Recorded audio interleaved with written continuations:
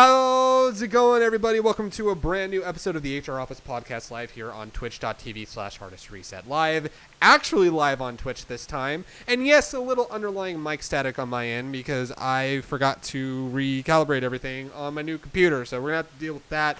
I'll be doing real-time mixing as that goes on. But as always, I'm your host, Greg, and I'm joined here by Mira. Say hello.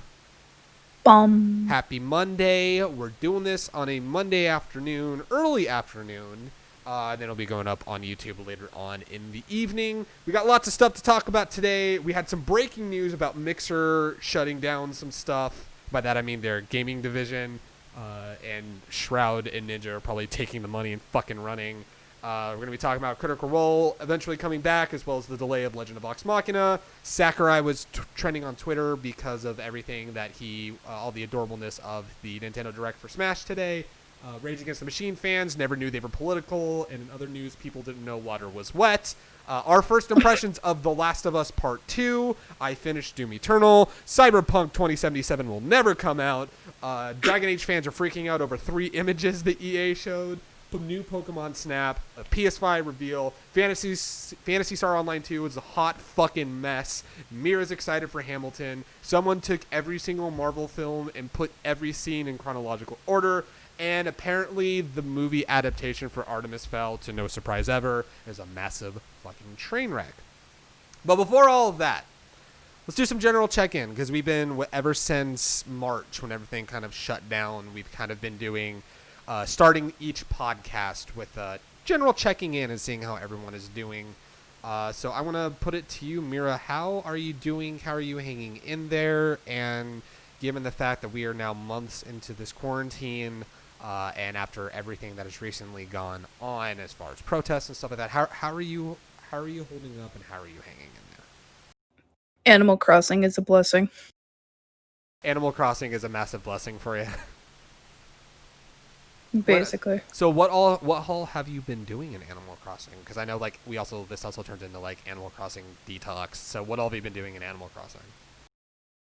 Finishing off my loan.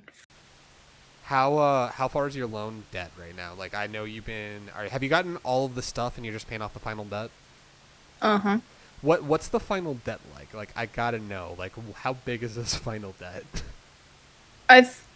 I don't remember the full count. I want to say it's over 2 million bells. 2 fucking million bells! Holy shit, my guy. That's I think. Don't quote me on that. That's it's either 1 or 2 million bells. Because it's so you get the 3 extra rooms, you get the upstairs, and then you get the basement, right? And that's everything. Yep. Oh man, I'm paying off. Well, not finishing. I'm in the process of trying to pay off my upstairs, and then Last of Us 2 happened, and then I haven't really touched the game since Last of Us 2 came out. But to be fair, at least in New Horizons, we're getting the full size rooms up front. Yeah. Because in the other games, you would get the room and then you would expand the rooms. Expand the main room, and then, yeah. And that would be each debt. Yeah, that's never got that far into any Animal Crossing. Can I admit this is the furthest I've ever been in an Animal Crossing game before? I've never... Well, you haven't really played too much Animal Crossing. I played it in passing. You had New Leaf, but that was pretty much it. I think New Leaf was the furthest I ever went in before this, but even then I never got too far, because I never knew how to make money and shit. But now I'm learning the fucking turnip hustle, which fuck turnips last week. I decided to do turnips last week, and my turnip prices went as low as fucking 32 fucking bells. Holy fucking shit.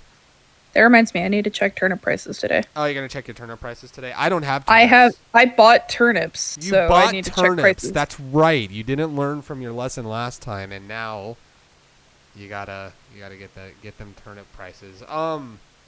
To be fair, I made a profit last time. I just spent it all in the store. I just spent it all in the store. I put most of mine in the savings account, basically, if you will, because as I get each time I hit 100,000 bells, I throw it in the savings, so that way I can keep track of how much do I have left to pay off my debt. I have 1.27 million that I gotta pay, and I'm at 400,000. Not that great. Not that great in the least. But I'm on the last 200,000 something bells for my final debt. So mine is almost done.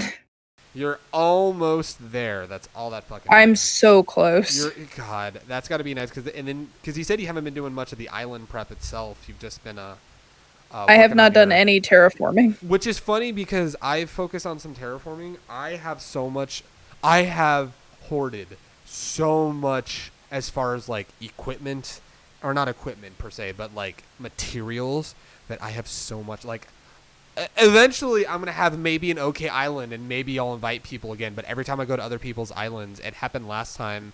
And I'm going to say it again. I probably gotten worse. Fucking anxiety's the best, ain't it? But it was one of those things where just like I see people's islands and go, my island's fucking garbage. I can never let anyone on my island ever. I'm like, I can't. And then like Kita felt bad. I'm just like, my island sucks. I'm not creative with these islands. I'm really not. And yeah, it's I don't know. It's an interesting stress to have when the states are starting to close back up again, and the world is still trying to fight for equal rights for black people, which is really, it's sad that we still have to fight for that. But I was gonna say it's kind of fucked up. Kind of, yeah. So to kind of bitch about turnip prices while the world as we know it is just on fucking fire right now. All right, running to the store now. We're doing a live turnip check-in. What do we got for our turn? I'm gonna keep quiet and then not as staticky so that way we can hear. Yeah, go ahead. I was gonna jokingly say, give me a drum roll. Yeah. Okay. Well, I gotta stay quiet so that way the static doesn't keep you. So I'll quietly do a drum roll and just kind of be like, and turnip prices are this.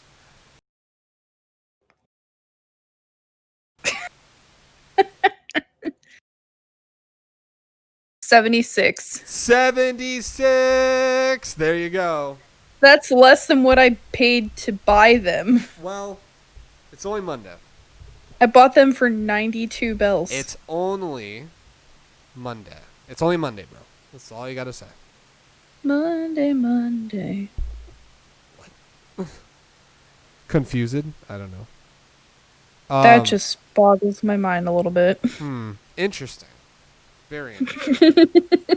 That boggles my mind a little bit. Hey, at least it's not 32. I've had that before. Yeah. Well, yeah. Basically. I'm gonna go see what the Able Sisters have. Able Sisters, what do you got? Of course.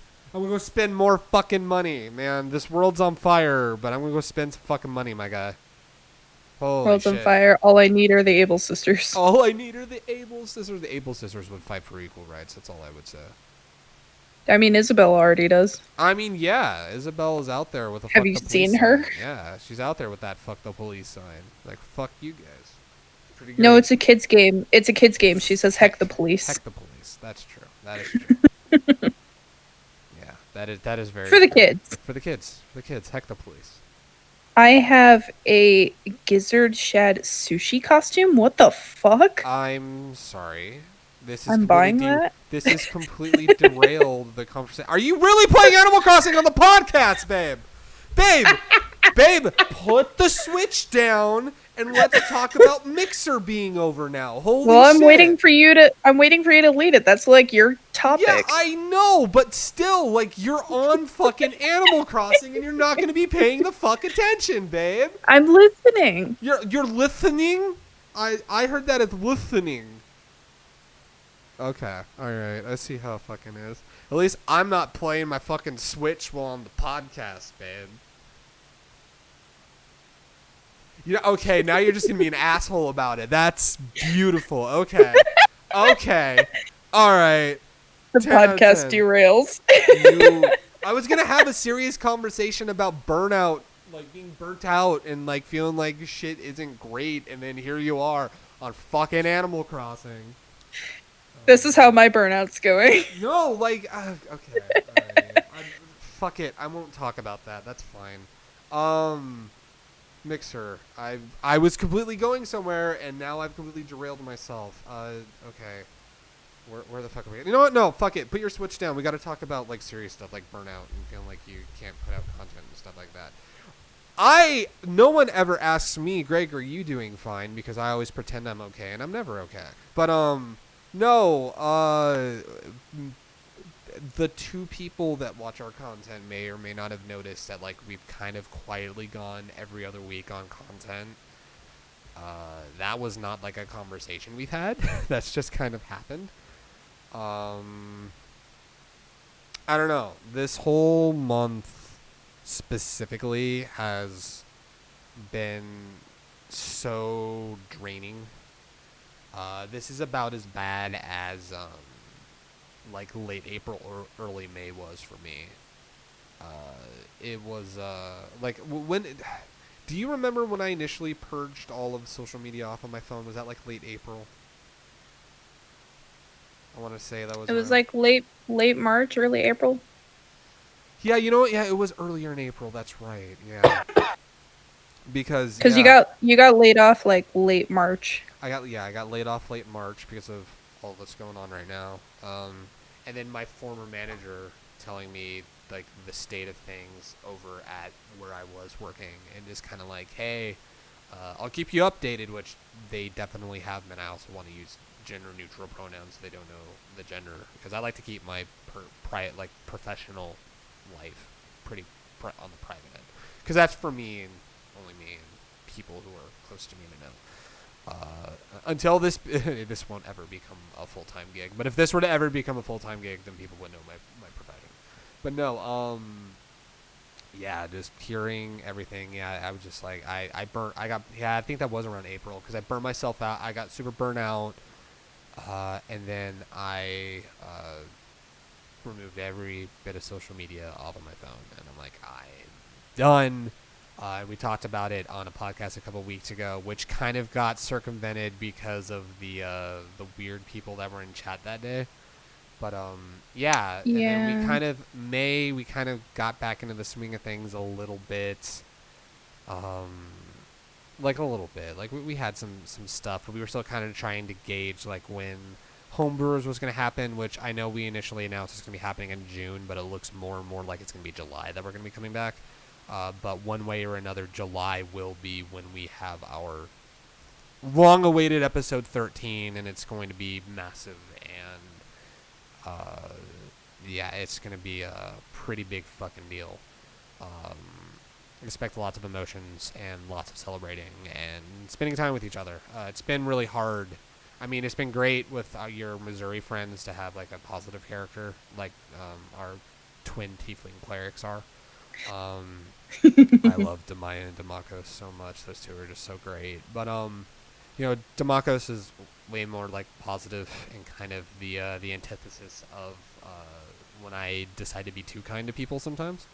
And then Renfist being the therapy that I've desperately needed for like a decade and a half at this point. I mean, it's good that in these initial kind of, you know, like when everything that happened kind of first broke out, it really, I'm glad that I didn't dwell back in that place, because it could have had some even worse consequences. I mean, it could have been okay, but we don't know. But, and then with what was going on earlier this month, I shouldn't say what was, because it's still going on. All the protests and all of the push for change, understandably and justifiably so, are still going on, and people's voices still need to be heard and amplified, because we shouldn't be backing down until real change is made. And things like this year's elections, whether you are just focusing on the presidential election, or like us also focusing on our local elections and our statewide elections and stuff like that, because even if shit goes to hell on a federal level, if we can start pushing change in a local and state level, that alone can be progress. And this is also me saying it in a general sense, because I know a lot of people have different ideas of how to fix everything. I think the general consensus is things need to be fixed, but there's now a massive disagreement on how to fix it. But we all agree that stuff needs to be fixed. But with kind of everything that's been currently going on now, we had to take a second break from social media. You and I are kind of having to keep ourselves in check a little bit. But Yeah, it's I wish the only thing that I was seeing on social media right now was people bitching about Last of Us 2. I wish that was the only thing, because back when like Final Fantasy VII Remake came out, aside from COVID, like that was the only thing people were bitching about. But and I don't even want to. That's a weird way to say it, is bitching about that, because I mean, with talking about a video game, yeah, you're bitching about a video game. Regardless of if your critiques and criticisms are warranted or not, you're bitching about a video game. But with the current political climate and all the stuff going on right now in the world, that's not bitching. That's putting your voice out there for something that is a systemic issue. And it's kind of felt weird, because I've personally been, because like when it comes to like, you know, because we're a group of 6 people. We have Chrissy, Brad, and Suya that like they're part of the D&D stuff and the 14 videos, and they were in the Uno video. So like they have certain things that they work on. May, she's definitely she hasn't been on the podcast lately because I felt her being burnt out with the podcast and stuff like that. So I've kind of been giving her a break. But well, last time she wasn't feeling well. So yeah, last time she wasn't feeling well anyway. But like just the general, she, you know, her and I had a long conversation of she just like, I get she gets self-conscious when she's on like in a live stream setting compared to like an edited video. So like I'm gonna be working on a video with her this week, and there's a couple ideas we can do for that video, and she's gonna be working more on like the editing and stuff like that, and then you and I do like the live stuff. And I've kind of, because you know, I for the longest time was the only one doing a bunch of this stuff, I kind of took it on myself to be, if there was like a leader, but I use that with like massive air quotes because everyone has a say and it's not like one person calling all the shots. But like I've been the one that's been like, hey, we want to, like, here's the ideas we got, do we want to do this? And then we'll decide, hey, we'll do that, and then I'll kind of put stuff and put things into motion and go from there. I've been struggling with when it feels right to come back. You know, there's a bunch of places that took that week off when all the protests were happening. And I would be lying if I said it hasn't been a struggle to feel like, okay, now's the time things need to be back to normal. But I also felt like that with COVID as well. Like when the pandemic first started hitting America,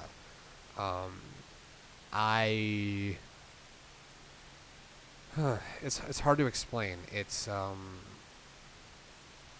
I thought the creativity that I would be brewing in here would negate the burnout, and it definitely hasn't. In fact, I think it's really tarnished the creativity. Like, we first started in quarantine, and I had all of these ideas, and I think in my head I have scrapped all of them. And it's like, and then now with all the protests and stuff going on and the push for racial equality, which I gotta say, it's 2020, it's so fucking depressing we still gotta push that. But then again, there's white privileged fuckheads like ourselves that are still learning to check our fucking privilege and try to use our privilege to help people instead. But yeah, it's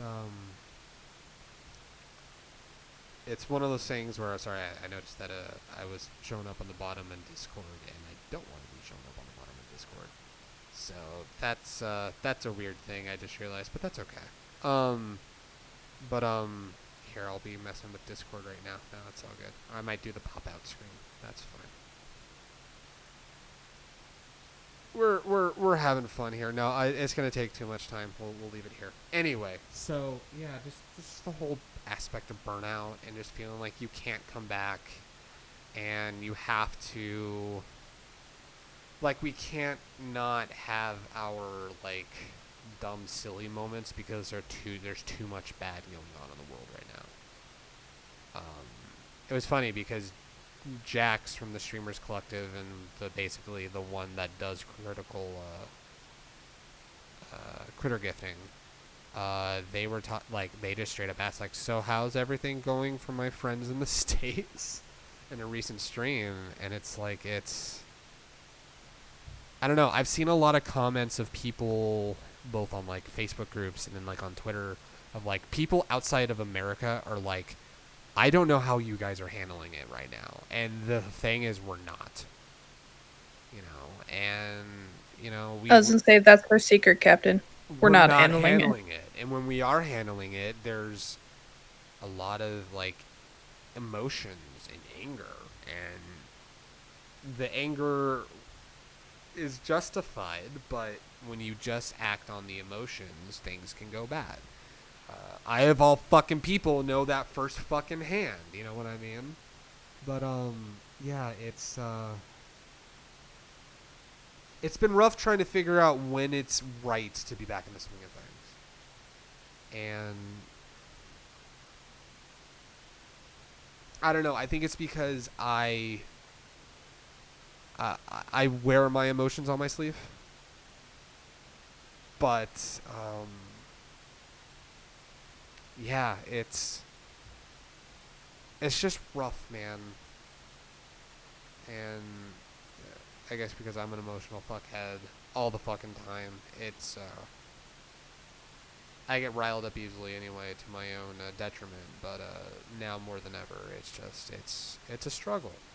It's a struggle, and to feel like, you can only talk about certain things because they're important right now, when, in actuality, we need our, I put it in terms of, like, D&D, but, like, I put it, like, we need our dumb interactions with NPCs and our pointless side quests as the main campaign still goes on. Because the main campaign still goes on and you still are going to be confronting those issues, but you need that downtime. And, like, you deciding, like, okay, we've been rewatching Vox Machina. Like, in the middle of the Briarwood arc, they decide to help a family who's having issues with their farm. And they turn into fucking cows. And it's just ridiculous. But, like, that's happening while in the midst of they need to go to Whitestone to clear their names. And it's like, you need the dumb shit while everything's just been going on. And it's just kind of, I don't know, just kind of balancing everything. And all of that fun stuff. So,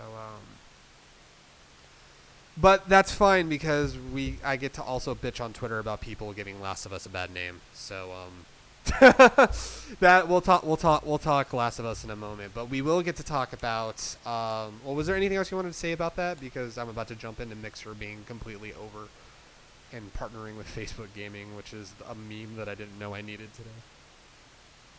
No, I can't think of anything. You can't think of anything. Is there anything going on in the chat right now, or are we doing pretty okay right now? We had somebody that was asking what game y'all talking about, and I said we're not at the moment. Yeah. We're about to be, though. We're going to be, yeah. I mean, we've got, like, Sakurai was trending on Twitter, which is fucking beautiful. And Dai just said, we listening. We listening. But, yeah, so, yeah, we're about to get into some game talk, because not only have we been playing Last of Us. Let's jump into some game talk now, and then we'll break up some of the stuff. We will talk Mixer, though. So, I woke up this morning, as we're getting ready to get prepped for podcast today. I decided But did you wake up feeling like P. Diddy? I wouldn't say P. Diddy. And my camera's still blurry. Come on, motherfucker. There we go. I wouldn't say waking up feeling like P. Diddy. I was awake. I don't know what the fuck I thought. I was going to try to delay for like a moment to see if something funny came. And I'm like, nothing came. Nothing happened. But I woke up and decided to check Twitter. And I saw that Ninja was trending. I'm like, oh, are they trying to cancel Ninja again? Cool. Awesome.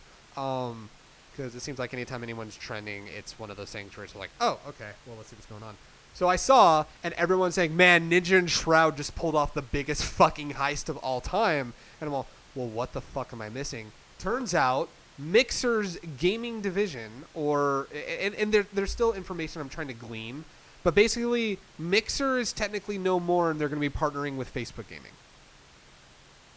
And I saw that, and everyone's like, wow, fucking rip Mixer. And then there's all these, like, cash money gifts of, like, Ninja and Shroud rolling back up to negotiate contracts for Twitch. And if I read correctly, Mixer paid their contracts out in full and said you can go negotiate with whoever you want to negotiate with. And I'm like, oh my fucking god, they just made a fuckload of money. And it's one of those things where there were people talking when Ninja moved to Mixer and then Shroud moved to Mixer, which I don't watch any of them. But they're big names when it came to Twitch. And it was one of those things where there was a clip going around about from another streamer, Dr. Disrespect, who was like, he was still in character, but you could tell the character was breaking a little bit when he's talking about like, yeah, I ain't fucking leaving Twitch. I've got my home. You know, these bitches want to leave Twitch. Okay, fine. And it's like, okay, wow. And like at the time, you're sitting there thinking, wow, it sounded like he may have been jaded about like he didn't get a contract. But now that we see that Mixer's shutting the fuck down, and now they're gonna be like turning tail and going back to Twitch with their fucking money, it's like, okay, no, he knew this would be bullshit, I guess. But no, it's one of those things where I guess they thought getting these big name streamers would get more people to stay on Mixer, and I guess it didn't fucking happen. Guess it didn't fucking happen, and now they're partnering with the best thing, Facebook Gaming. Yeah. Yeah, it's dumb and ridiculous, and do you have anything to say about this? I know you got like fucking nothing, but anything to say about this? Oh boy, man, it is beautiful. It is beautiful in the sense that it is, like I said, the biggest heist was just fucking the biggest fucking heist was carried out by I forgot the guy's names, Ninja and Shroud. Oh well. Other gaming. I forgot their name. I know. I don't fucking care about these guys. I don't watch their content. I don't either. But all I know is that Ninja justifiably catches shit because he tries to be family friendly, but he used to call people really bad words in video games, and then tries to pretend that never fucking happened. And then I don't know about Shroud. I don't know anything about Shroud. The other thing I know, which I didn't have a time to go down the rabbit hole, is apparently like a bunch of Twitch streamers got outed as sexual predators. And I'm like, oh. And so Twitch put out this like statement of, we take these allegations very seriously and we'll be looking into it. And everyone on the Twitter thread just fucking do something. Don't put out a fucking statement. Just remove them from partnered and don't give them a platform anymore. And I'm like, yikes. That's a fucking yikes from me, my guys. Holy fucking shit. But yeah. But something wholesome was trending on Twitter, and that was fucking Sakurai doing the direct for Smash, and definitely was flexing on everybody with all the fucking consoles he's got, which is fucking beautiful. And he has not only a Super Famicom but also a Super Nintendo, so a Japanese and English version of those consoles. And people are saying they're not even plugged in. He may have them for collector's sake. And I'm like, oh man. But then like he was just playing the new DLC characters and showing how they worked and stuff like that. And everyone was commenting just how wholesome it was to see Sakurai all excited and stuff like that. And I'm like, fuck yeah, it's pretty good, pretty fun. I have a theory that the other consoles are probably all unplugged when he's not playing them, because having them all plugged in would be a super major fire hazard. That is true. That is very fucking true. Yeah. And like if he feels in the mood to play any one of them, he just plugs it in and plays it. Because you can't have too many things plugged in, or else there's going to be a fire. Yeah. Basically, you're going to be setting your whole fucking place on fire, and you can't have that. Regardless of who you are, you don't want that in the least. Especially with games. Don't set your place on fire. Especially with how insane his setup was. Anyway, he had 2 fucking TVs and a bunch of fucking consoles. It was insane, man. I loved it. Fucking Sakurai. I was glad that he was trending for like a good wholesome reason, because people were just like, oh, Sakurai had so much fun on this direct. Because it was just basically him in his house showing off the new characters and how they work. I'm like, fuck yeah, that's cool. Yeah, anytime anymore, if you see someone trending on Twitter, it's usually not so great. So seeing that is just like, oh, good. We don't have to cancel Sakurai. Yeah, I was going to be like, what are we canceling Sakurai for? Oh, he created Kirby. Kirby is like C-tier Smash player. Fucking Sakurai's over party. Yeah, it'd be for something like that. I don't fucking know. Did Suya tweet that? Yeah, Suya's the one that's running the Sakurai is over party He's totally Well, I doing mean that. specifically for the Kirby For thing. the Kirby one, I immediately went to that because he was just yeah, just one of those things. I just saw the chat right now. Yeah, we're still fine tuning stuff, so I'm trying to mute when I'm not talking. To try to cut down on the staticky stuff like that. Yeah, it's we're very familiar with the issues that are happening, but it's new shit. Also, I'm not a tech person by any means. So like if we hear anything, I don't hear shit. Yeah, no, it's one of so it's weird because like it's showing up on like the general broadcast, but like on the box itself, it doesn't show that there's an underlying hissing, so there's got to be something with the computer that's just it's not going through properly. So, we yeah, apparently just decided to get the wrong computers, I guess. Yes, because you sound fine. And because, like I said, I first realized there was an issue when we recorded our video, our Uno video. And I was like, what is this weird shit on the underlying thing? So, yeah, we're going to be, this will be the only podcast we're going to have to deal with this shitty shit. The shitty shit, if you will. But I'm trying to mute it in between, like when Mira's talking, so that way there's not as much hiss on there, because the hiss sucks dick. I do agree. It does sound pretty bad. But we're going to fine-tune it, and then by next podcast we'll be all good to go. But and I also have to make sure that it's good before the project I will eventually be able to talk about is info is out, so I can talk about it. But I got to make sure everything is fine-tuned before then anyway. So, but yeah, so let's see, gaming stuff. Last of Us Part 2. Last of Us Part 2 is a game that you and I are playing right now. It is a video game that came out on Friday. There's a couple people talking about it on Twitter.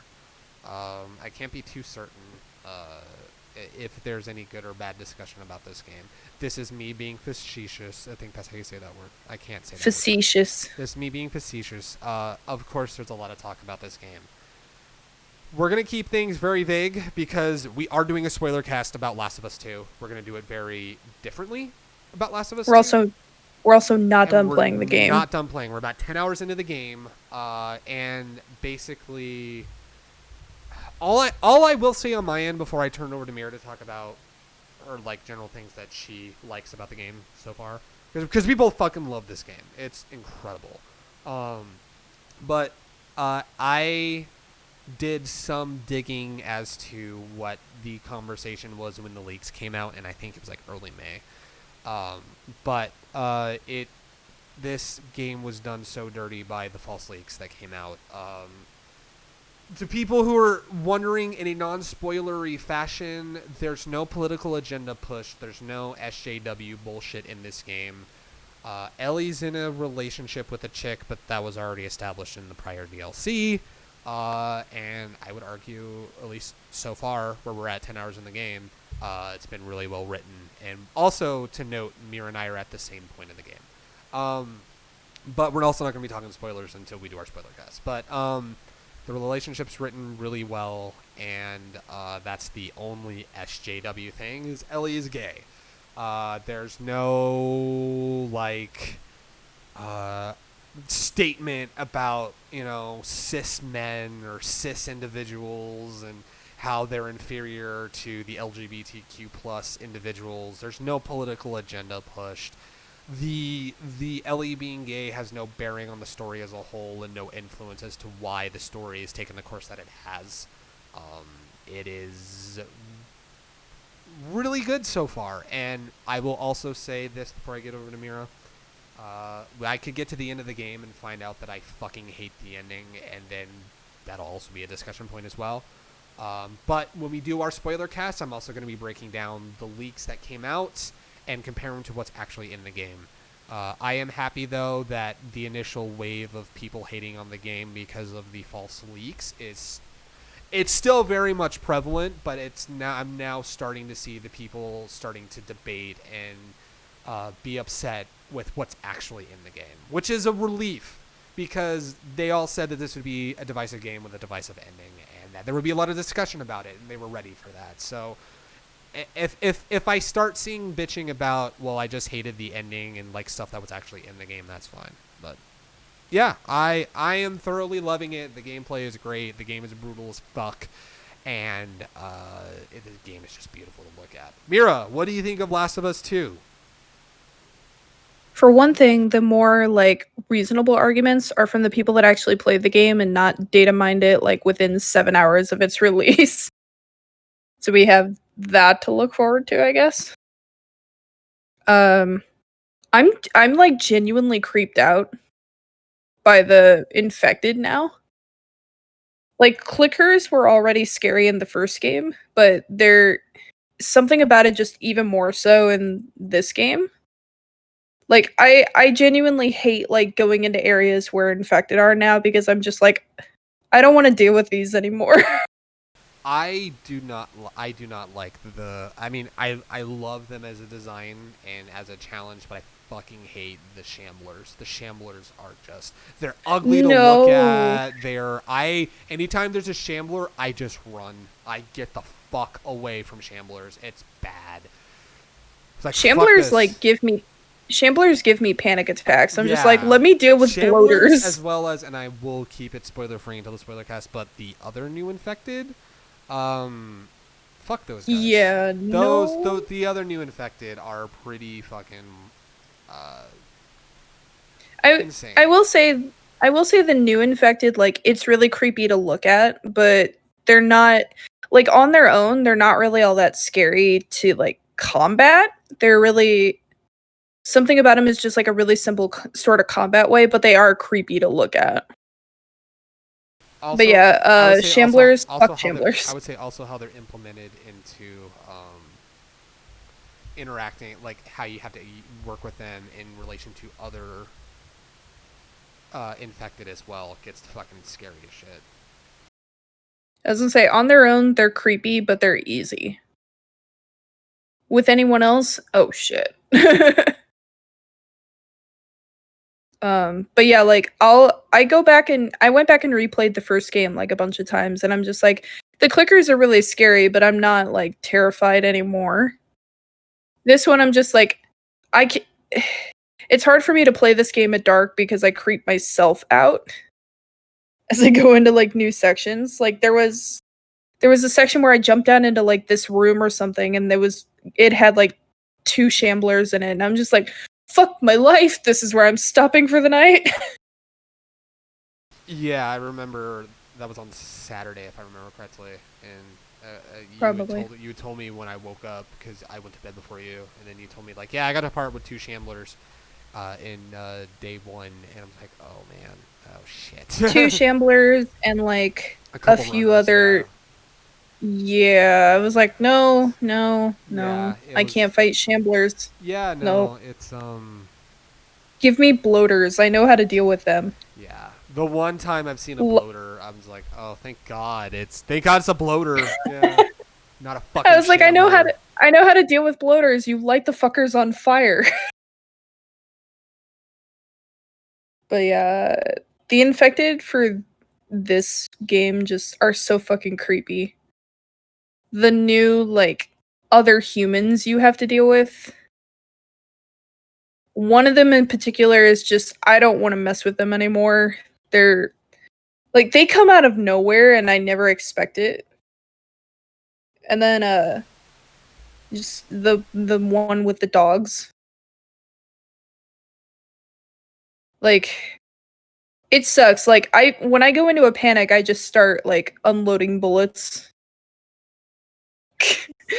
I like panic shoot basically. So anyway, I start blasting is basically what you do. I panic, okay? But yeah, like I will just say this as a warning. Sometimes if you don't do it correctly, you have to kill a dog. It sucks, but like logistically, it is an option that you have to consider because what do dogs do? They track scents. And like they can track your scent, and if you don't do it correctly or you're just not stealthy enough, that dog will find you and you have to fight. It sucks. The thing for me, the thing for me specifically was I had a moment where I got out of the line of scent for a dog, and then I got spotted by someone else, and they sent the dog after me, and I'm like, nope, no, yeah. I had a time. Bad. I had a time when I was hiding behind a car and I had like a brick on me, and sometimes when you arc it and you try to make it go higher, you don't see where that trajectory is gonna land. And so, like, I threw the brick one time and I thought it was gonna hit behind them. It accidentally hit the dog's handler.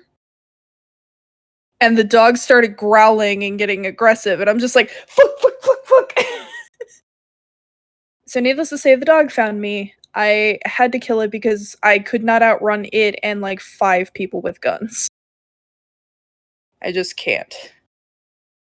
I will say this though, at least if you have to kill the dog, you can make it quick. Whereas like the humans will suffer a little bit. Dogs, at least, like, if you have to kill them in this game, you can kill them really quickly and just be sad about it and kill humans as you work out your sadness. But the game itself, like, it's really, really pretty. Hold on. Oh man, I have some words about how fucking beautiful this game is. The scenery, like, oh my god, the way that they have like the trajectory of the sun when like you're in a bunch of cover, and just how realistic it looks, and how the grass realistically like moves and stays implanted a little bit while you're hiding and shit. Like, there's such small fucking details, but it's so cool. It's so good. Or like the opening like cinematic when you finally get to take control of a character for the first time and you're just walking through everything. Like even like the trees and the just everything about it, the way the sunlight is kind of filtering through the trees, like it's really fucking pretty. This atmosphere feels huge. Yeah, like they weren't lying when they said that they were going to be expanding, and there was a lot. They said this was. They said this was like the biggest map they've had in a game so far from their company, and you can feel it. If they were to ever do another Uncharted game for PS, like with the PS5, which we got that stuff we'll be talking about in a little bit. Yeah, they better use that engine. They're going to be using, well, not just that engine, but using whatever method of, whatever method of, like map building and world building. To really make sure that is as fleshed out. Because imagine an Uncharted game on this scale, and that is ridiculous. Oh man. Oh boy. Yeah. I will say. Was there anything else you wanted to say as far as like gameplay or scenery or anything like that? The scenery is really pretty. I feel like I explore everything when I play these types of games. Because, like, there's always something that I need to collect or something that'll help me later. I feel like I scavenged as much as I could, and I still missed things. Like, that's just how big this world is. Right, yeah. Combat has improved a lot. Oh, yeah, there's been some changes to combat. Crafting is a little different. There's more workbenches. Oh, yeah, there are. And then, like, the workbenches are great to find. And then after that, like, aside from that, it's one of those things where, I think I may have found part of the issue. I had something that was switched on my box that made it super staticky. We'll see how that goes. But yeah, that is, But yeah, like, combat was already good in the first game. It just got better. Yeah. You can craft more things. Yes. You can have, like, more of an upgrade for, like, your stats and stuff. Yeah, absolutely. The additional workbenches was the thing that I was just like, hallelujah. Mm-hmm. Oh, yeah, absolutely. Because workbenches were so fucking scarce in the first game. You were just like, I think I found maybe 4 or 5 workbenches the whole game. Right, yeah. We're like 10 hours in, and I think I found like 6 or 7. Yeah, like finding a workbench was like, you knew you were about to get like to a massive story point because you found a workbench. But like here, like you got like the workbenches like scattered throughout more. But then even then when you're not at a workbench, you're kind of like, oh shit, man. Like, that's cool. Like I found one and it was just after an encounter and I've got all these gears and stuff. You got the scraps basically. But yeah, like you get to see Ellie actually like work on whatever upgrades she's doing to the weapons. which that was a really cool little detail. I forgot how much I missed the voice acting in these games. Yes. And like Yes. within the first like few hours of the game, there's already like an emotional punch that happens, and it's just like Yeah. the voice acting from this cast makes it even more heartbreaking. I would even say, even if you have issues, like even the people that maybe said this wasn't the strongest on the story front game, like story wise, you can't fight just how motion captures come so far. And like there's scenes with like Joel, for example, that like you see all of the emotions in his face. And like with Ellie, you see all the emotions in her face, and it's like, shit, man. Like they've done so fucking well with this game.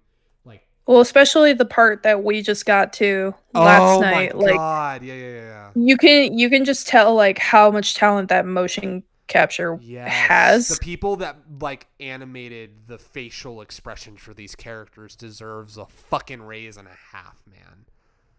They Yeah, did basically. so fucking well. And like even if it's like a typical like type of plot line we've already seen before, it's just the way that they're executing it.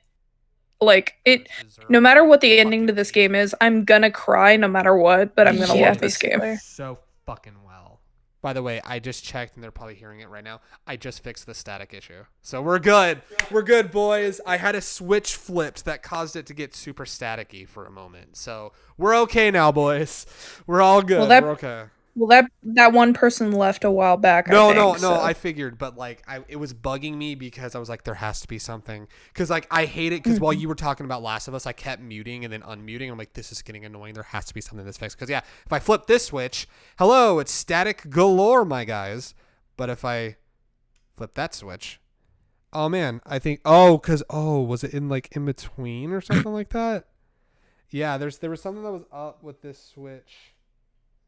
Yeah, I don't know. Okay, now it's not replicating it, but this Last of Us podcast is brought to you by Tech Issues. Yeah, by Tech Issues. There it is. Okay, yeah. So I flipped a switch and had another volume thing turn all the way up. But we're good now, boys.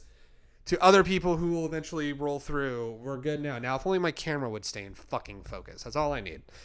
So we fixed it, boys. We fixed it. Oh, only 45 minutes into the podcast, but we fucking fixed it, and we're good to go. But but yeah, just the voice acting is incredible, and the mocap people, like the animators for these characters and these cutscenes, have just done so fucking well. Like they've done so well to capture the emotion that was performed for them. I was like, fuck yeah, man. Can I also say one of the best parts to come out of Last of Us 2 was Matthew Mercer in his mocap suit, and then Arts Queef being like, don't gift the green part in his pants, don't give the green part in his pants. Oops, I slipped, and it was just Taliesin like shaking, and then the other one with the two Sams like pseudo making out, and it's like, oops, my hand slipped again. It's arguably the best part of Last of Us 2 is the fact that GIF exists. No, there's a lot of good. I can't wait to do a full spoiler cast once we're done with this game. I'm just happy about the one Easter egg that we got shown, and then I eventually found whenever I got to it. Yeah. Because I remember I came into the room, and was like, "Hey, this happened." You're like, "Oh yeah, that was in the trailers." I'm like, "Oh shit, okay." Oh no, I wasn't talking about that, but not the Vita. No, although that one was hilarious. Because like that was in the last gameplay trailer. That is true. Okay, I'm gonna mute you. No, I'm gonna mute you real quick so you can say it, and then I'll go. Oh, all right. Which one was it?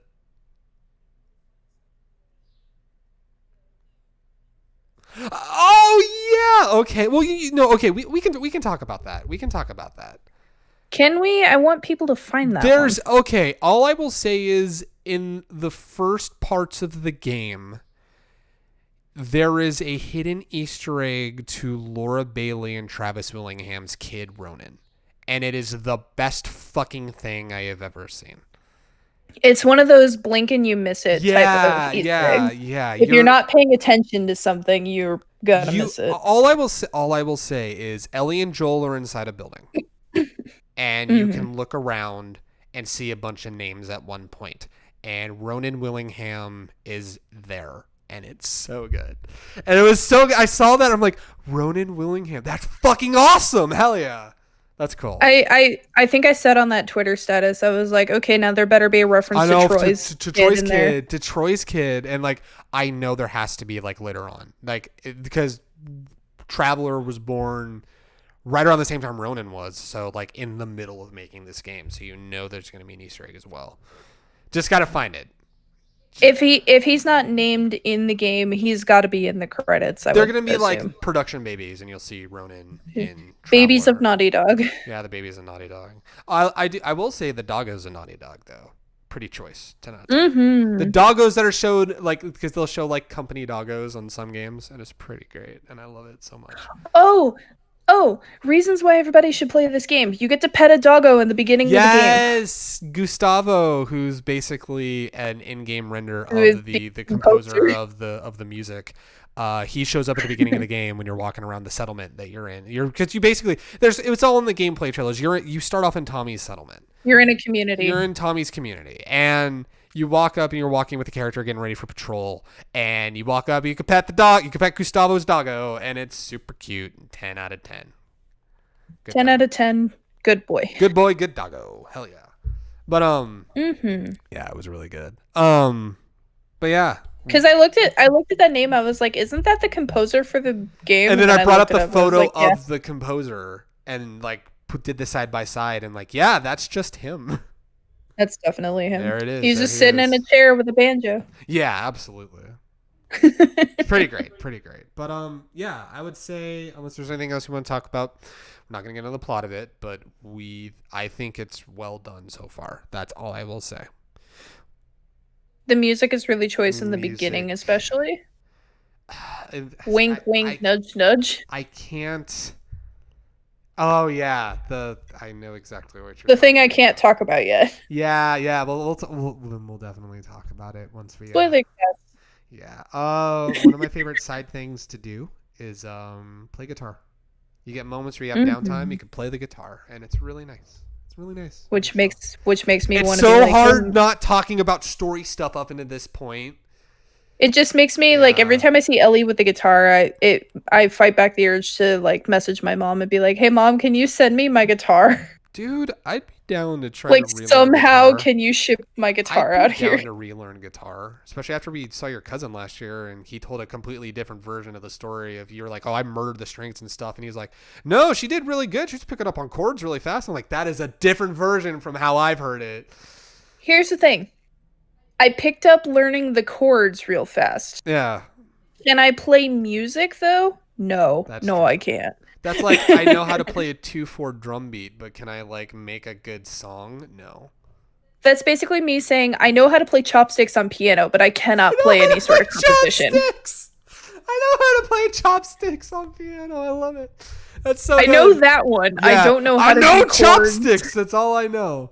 It's good shit. 10 out of 10. It's my piano expertise. But yeah, we will be having, once we're done with the game, I would assume by next podcast we'll have it done.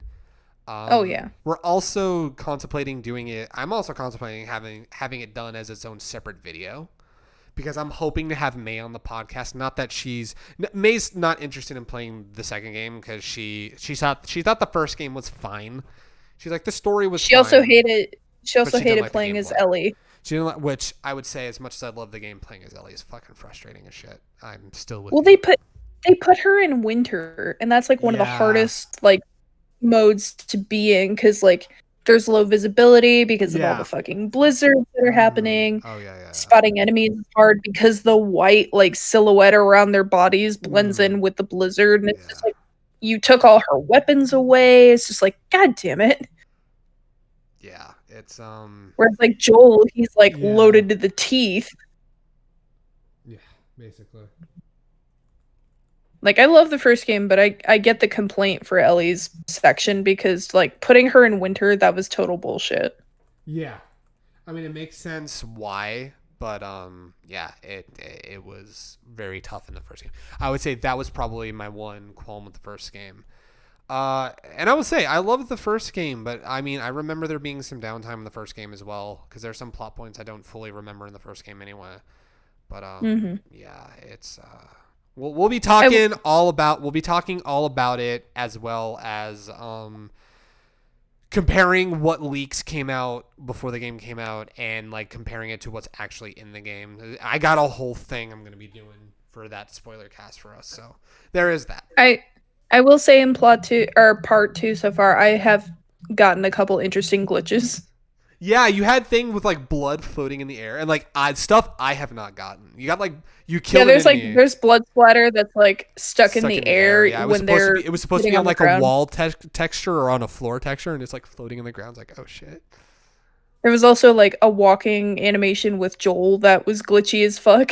Oh yeah, I was watching that. I was like, uh-oh.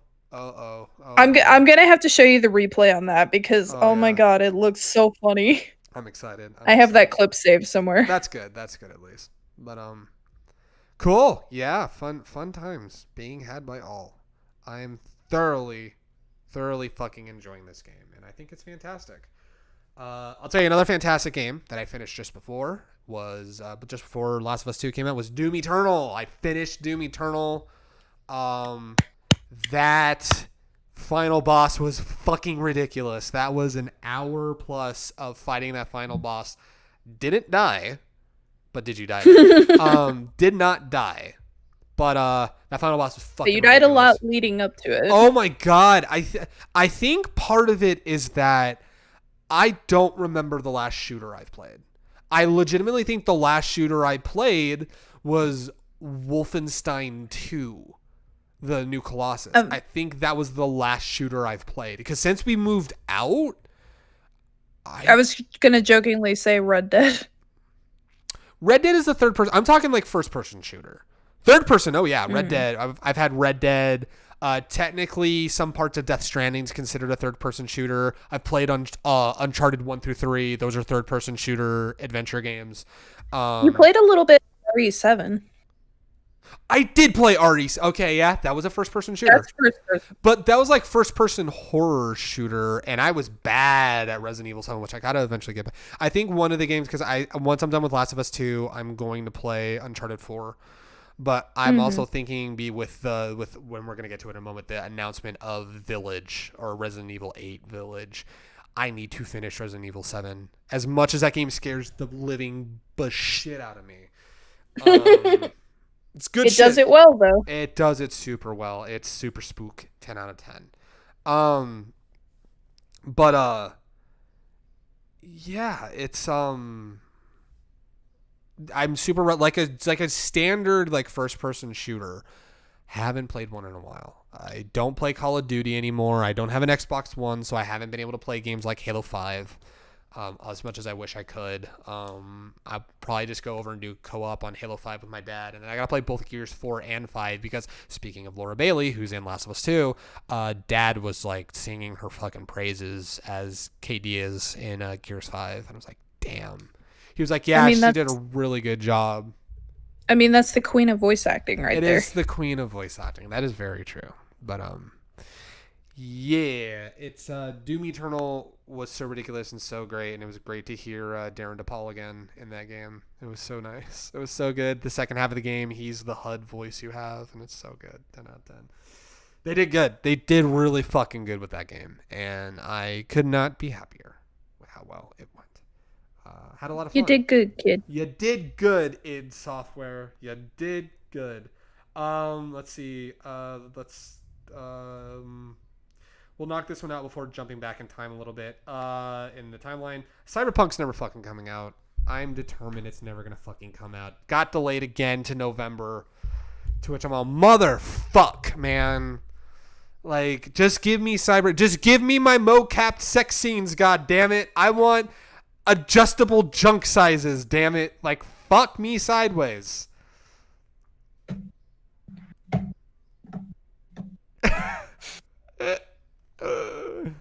I mean, Keanu Reeves is fine and all, and playing a game that's been worked on for the better part of 10 years is cool and all. And a new game from CD Projekt Red is fine, but I want my adjustable dong size.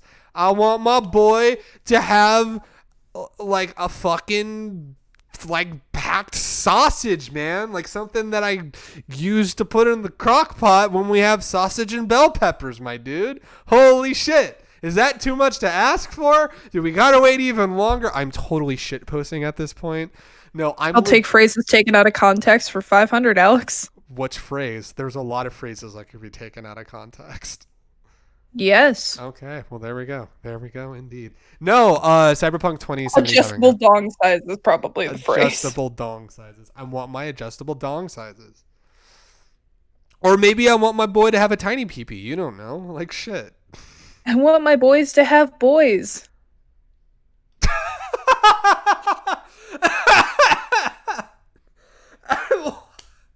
I want my boys to have boys. Did I do it? You did a thing, man. You did something. You did something. No, Cyberpunk 2077, justifiably so. They said the game's finished, but obviously with everything going on in the world, there needs to be delays. So they delayed it till November. I mean, look how many times Last of Us got pushed back. Yeah, Last of Us 2 got pushed back a couple times, so I can't give it shit. But, you know. At least it's got a release date for this year still. It still has a release date for this year, knock on wood, but I'm ready for the next one saying, hey, so we're adding more Keanu Reeves physics, so we need to delay the game 6 more months. He's busy shooting John Wick 4. We can't have him for very long. He's busy getting back on the production schedule for John Wick 4, yeah. God, I can't wait for that movie to come out. I cannot wait, because that's the final one in the quadrilogy that is John Wick, which, oh man, you showing me that everything great about John Wick videos makes me want to rewatch those movies. Dude, great. I'm fucking down. I know, and you know May's always down because it's Keanu and it's John Wick, so of course she's gonna fucking watch. She loved those movies just as much. In fact, she said 2 was her favorite, 3 was my favorite, and you loved 1 the most. So little something for everybody, my guy. It's pretty great. Yeah, I just want to rewatch them because they're just so well done, especially because I've been doing a lot of work because Homebrews is going to be gearing back up again. Did a lot of work. I'm doing a lot of work on Renfis and his background and stuff like that, and just seeing kind of the trajectory John Wick goes in the story of the movies is like, oh god, I made Renfis's backstory way before I watched any John Wick films. Holy shit, there's some reference points I can make for Brad because they all, at least Suya has seen John Wick, if not all of them have seen John Wick. So yeah, it's there's a lot of reference points there. So I want to rewatch it. Yeah, I'm hyped for that. And then May and I are gonna want to go see Bill and Ted Face the Music, which we gotta actually watch the first 2. I remember Dad loving Bill and Ted when he was younger, but like I never watched it. So I need to actually watch those movies, which is why I guess people were so blown away when he got The Matrix. Like, you mean the dude from Bill and Ted's gonna be in an action movie? Are you kidding me? It's like, and then I love that that's what people know him for. We know him from The Matrix, and everyone else is like, oh, dude, Bill and Ted. Well, I mean, before The Matrix, people knew him as the guy in Bill and Ted, and then The Matrix happened, and he had a string of movies, and he did like Constantine, and was it 47 Ronin the movie he was in? Yes.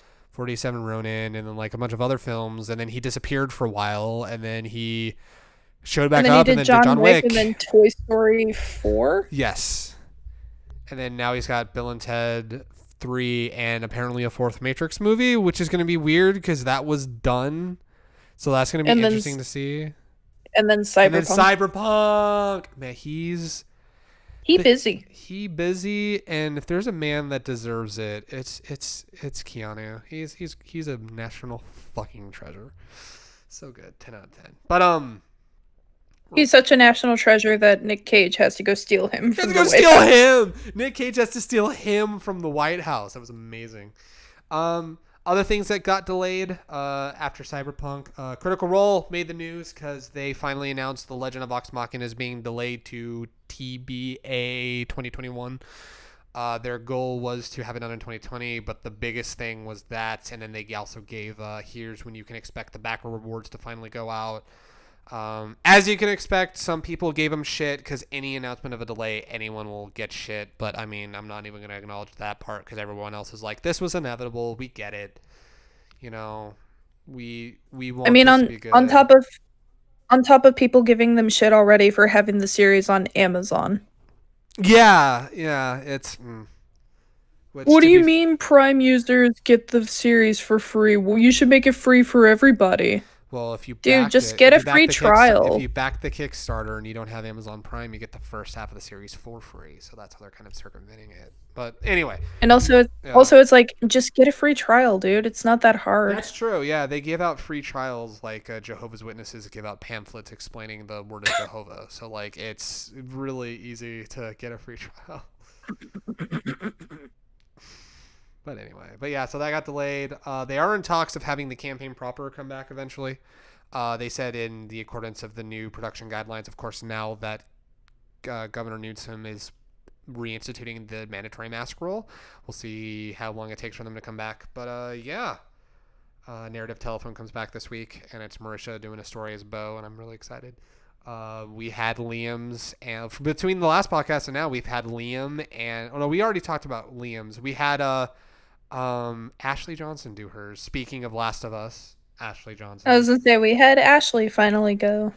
Dude, everyone throwing Travis under the fucking bus because the way that the story goes. So Ashley did a story as Pike, and it was telling the story of the purple jewel cake and like the recipe of the cake and the story behind how this cake came to existence. And the story literally ends with Pike going, "Oh, I forgot to tell you what the recipe is. You'll figure it out." And Travis went second, and he did so good at doing that, and he started laughing because he realized how ridiculous it was going to sound. Marisha immediately, when she goes, because he's third, threw Travis under the bus, and then when they're doing the show and tell, they see that happen, and Marisha goes, "I'm so sorry, Travis. I'm going to have to say, I'm so sorry." I think part of it was like Travis made it look like he was ready to stop recording the video, and then he went, "Oh, I almost forgot." Yeah, that's. And So he starts laughing. I guess everyone just assumed it's like, oh, yeah. Travis forgot the ending or something, so he had to Matt throw something in there. Because Marisha said Travis forgot the ending. Matt said Marisha said Travis forgot the ending. Then Sam Riegel said Matt and Marisha need to get their shit together. And then from there, it just devolved into like, oh, it was this person, oh, it was that person. And then Talison's like, fuck Sam, maybe. It's like Laura had like nervous energy because I guess like the way Matt was telling the story, he seemed like super nervous about it. Hi, I'm Pike Trickfoot. Hello, hi everyone. I'm Pike. Laura had like a nervous energy when she was telling the story, which made Liam kind of have a nervous energy. Yeah, but like, since Ashley put her hair up in like the buns, everyone except like Travis had some. Travis said he didn't realize he was going to do it, and he's like, "I should have done something." Matt had his hair tied up in buns. I love Liam had goggles. Taliesin had BB-8 headphones. Sam had like little stress balls or something. Yeah, he was holding stress balls on his head, and I'm like, he clearly recorded this after a glass of wine. Clearly, the girls all did their hair up, and then the guys are just like, "Fuck, what do I do?" Well, Matt just went. Matt has like just long enough hair to do it. He does, yeah, he really does. But the others are just like, my hair's too short. Yeah, basically. But yeah, so we get Ashley was so glad to go. Ashley killed it on her story. It was really great. But now with Marisha's, we get to see Ashley it again. Oh man. Oh boy, oh man, oh boy, oh man. So oh no, I'm Ashleying it. And it's a term on Urban fucking Dictionary now. It's fucking beautiful, and I love every second of it. It's pretty great. Let's see. I'm kind of having to go backwards. So there's some cool stuff coming up with COVID shutting everything down right now. Some cool stuff that has been happening are a bunch of places are doing virtual cons and virtual music events and stuff like that. In the realm of music, we had things like Stay at Home Fest, which was put on by Metal Injection, who had a bunch of like metal bands and musicians and artists get together and do like quarantine concerts while raising money for relief for COVID, if I remember correctly. I think it was like COVID relief. It was before BLM charity events were popping up big time, and then like Color Change and whatnot were massively happening. You had like Mira, May and I got a taste of Hatsune Miku with a EDM festival that happened a couple weekends ago. That was really cool. They had like a bunch of artists, doing sets and whatnot, and it was really cool. And we got to see Miku. It was like a truncated version of a longer set that they released in 2019, like late 2019. But still, they've been doing that. Slipknot's been doing the Knotfest live streams where they've been showing a bunch of recorded shows alongside bands that were supposed to be opening for them. Like one of them, they had the first one they did was with Code Orange and Under Oath, who were supposed to tour with them at different points of the year this year, and those tours got canceled. People like The Word Alive did a virtual show. Suicide Silence just announced a string of virtual shows. Newfound Glory had a virtual release party for their new album, and did a bunch of like charity work for not BLM the organization, but basically BLM related like outreach and charity and local stuff and whatnot, which was pretty fucking cool to see that. And then like they did like a 40 song set list, which is insane. I know bands like Psycho Stick have been doing weekly Twitch streams, which they've already been streaming sets monthly, but now they're doing it weekly. They call it Cabin Fever streams. And I'm like, that's amazing. I love it so fucking much. I love those guys. But yeah, now we've got conventions that are doing it. We already had the test with WonderCon did a digital event this year. Now San Diego Comic-Con is going to have a digital event. Funimation just announced FunimationCon recently. Anime Expo is doing AX Lite. And there's bound to be plenty more where that came from. And then you got all these pages that are like digital artist alleys and stuff like that. I think WonderCon even had their own digital artist alley for the digital event too, which was fucking cool. Yeah, you got to get creative. You got to get creative on how you handle a bunch of this shit. And I would argue this is pretty fucking creative if I say so myself. What do you think about all of these people doing all these digital things and events and whatnot? Well, for one thing, Dai said she's excited for FunimationCon. I know, same. It was so cool doing the registration for FunimationCon where you registered like you were getting a badge and you were sent a digital badge and you could put like a nickname on the badge and shit like that. I'm like, that's so cool. They give you the option to like print out the badge and wear it to make it seem like you're actually attending the con. Yeah, it was really cool. I'm wondering if Crunchyroll is going to do the same thing for their con. I want to say May mentioned that they're going to be doing... Yeah, May told me, hey, we can finally go to Crunchyroll Expo. I'm like, really? They're like, yeah, they're doing a digital con too. And I'm like, yeah, that's cool. Dai said they're having a One's Justice 2 tournament with the My Hero VAs. That's fucking awesome, man. That's amazing. Dude, that was another thing that came up. There was another thing that came up recently that like... all of a sudden, out of nowhere, there was a patch that came out for One's Justice, and all of the English voice actors are like, oh, hey, by the way, we're all in the game now. We just dubbed the whole game, and Hawks is being released next week, and Hawks English VA is like, hell yeah, I'm finally in the game. And then, like, Justin and Clifford are like, oh, by the way, we've been working on this for months. Dude, Hawks is great. I haven't watched season 4 yet. I desperately need to. Dai says, bruh, it's so good. Oh, man. I've been so happy seeing, like, all the English VAs get super hyped. Well, because I know May had said she wasn't going to get the second game because it wasn't dubbed. Now it is. She wasn't going to get it because there was no English VAs. So Dai's like, bro, Greg. Yeah. Season 4 is so good. I know. Like, I've seen glimpses of stuff. And my boy Kirishima, I know I absolutely have to fucking watch. Because my boy... Dude, You gotta watch season 4. You gotta watch the movie. The movie was so good. I know. I gotta watch the movie. Is the movie on Funimation? Your boy has more stuff to do. I know. In the second movie. Well, it gives me more of a reason to marathon Last of Us Part 2, so then I can watch Vinland. I'm gonna keep Prime, so I'm probably just gonna watch Vinland Saga whenever I can. But I know I need to watch My Hero. Dai said, dude, Kiri is the best. Everyone needs a Kiri in their life. Kiri has always been the boy. And then, like, all the stuff that people post, I'm like, oh my God, Kiri is such a true bro. I'm like, see? You now see the fucking light, my guys. Holy shit. Everyone needs a Kiri to keep them grounded.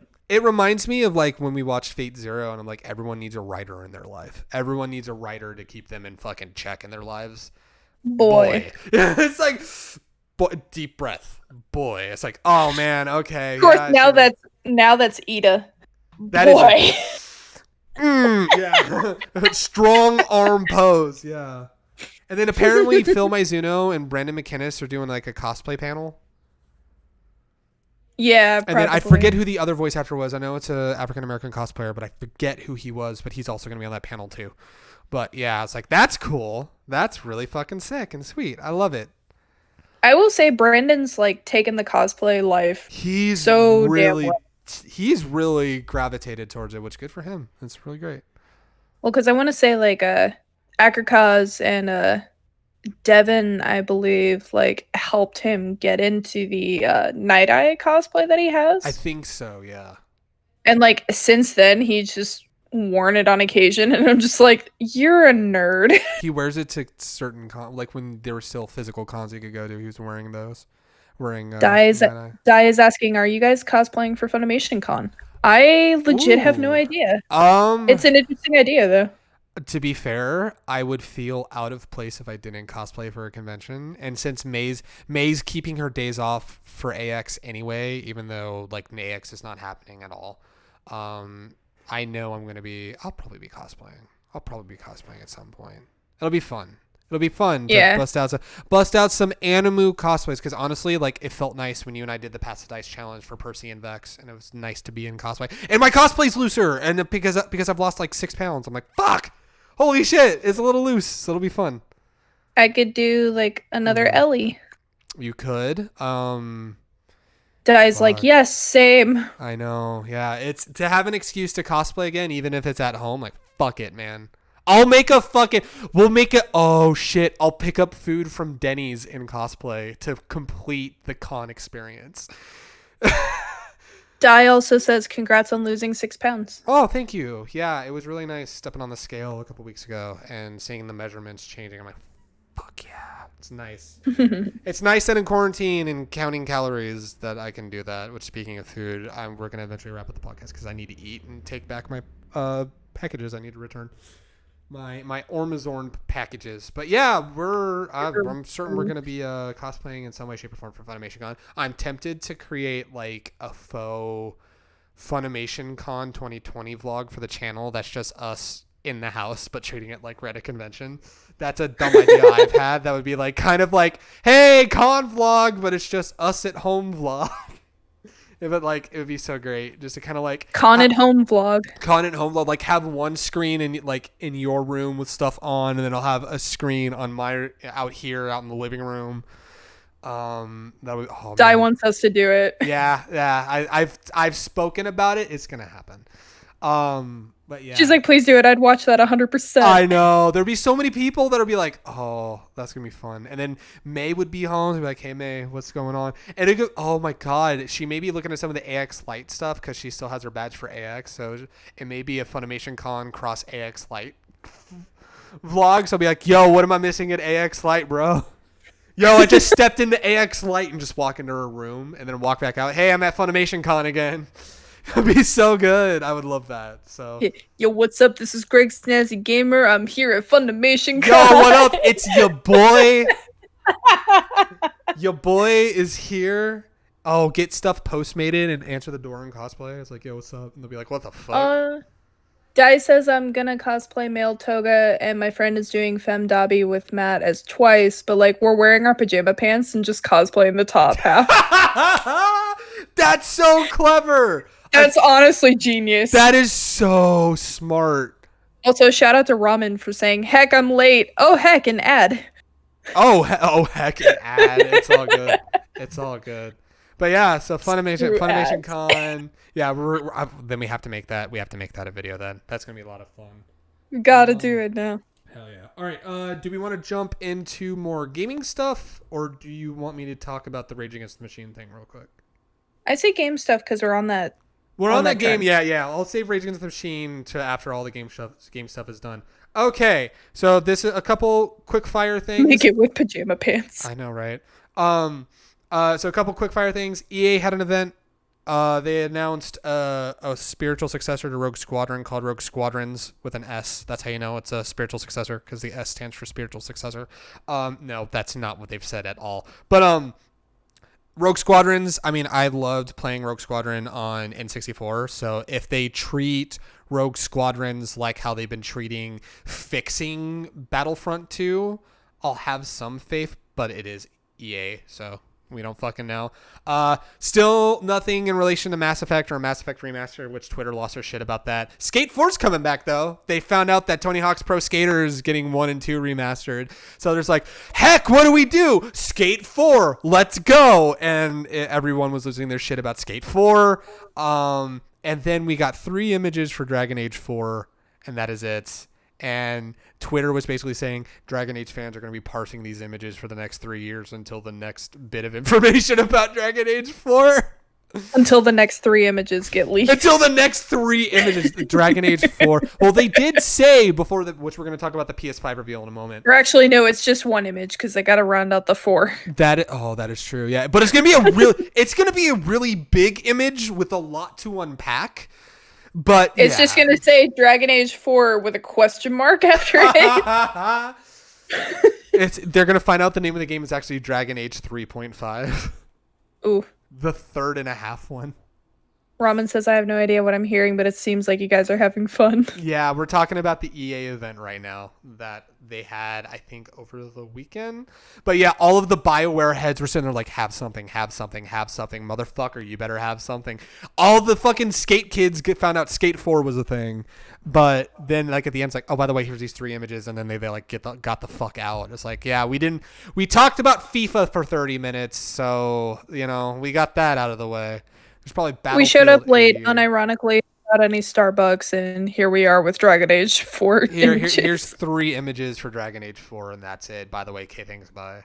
I don't know what to make of that. I don't know if what's better or worse. I don't know if it would have been better to just not have anything related to it, or if it's better that these 3 images were in their presentation, but okay, cool. I love Dragon Age, but man... Ramen, I have no idea what emoticon you just sent in there, but it's really fucking cute. I'm looking to see what the emoticon is. Oh, the shrug with the bloop.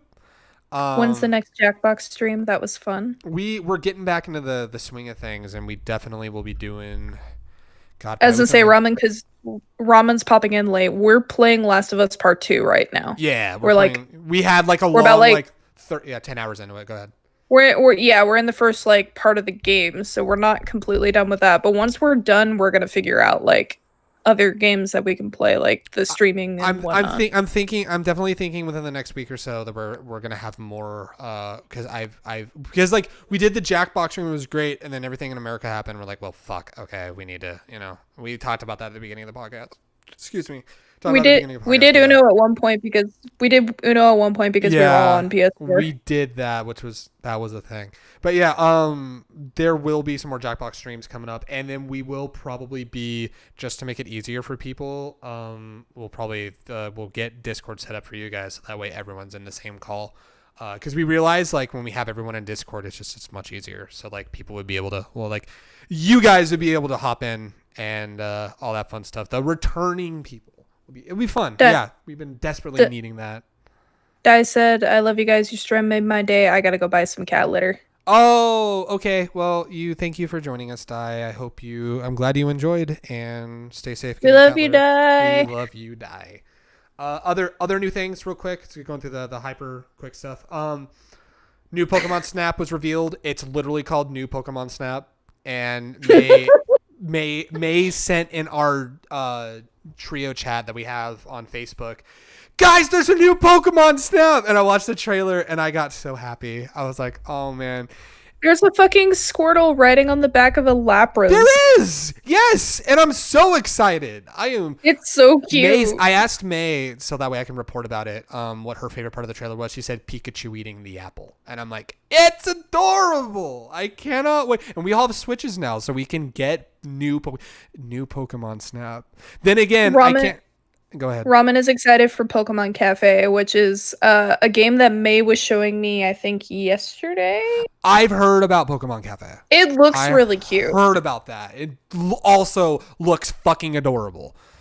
So yeah, there's gonna be lots of Pokemans that'll be played. My uncle used to call it Pokemans and then called it Poke My Mans. just to be an idiot because he knows Pokemon and he knew it got underneath my skin when he would say it wrong.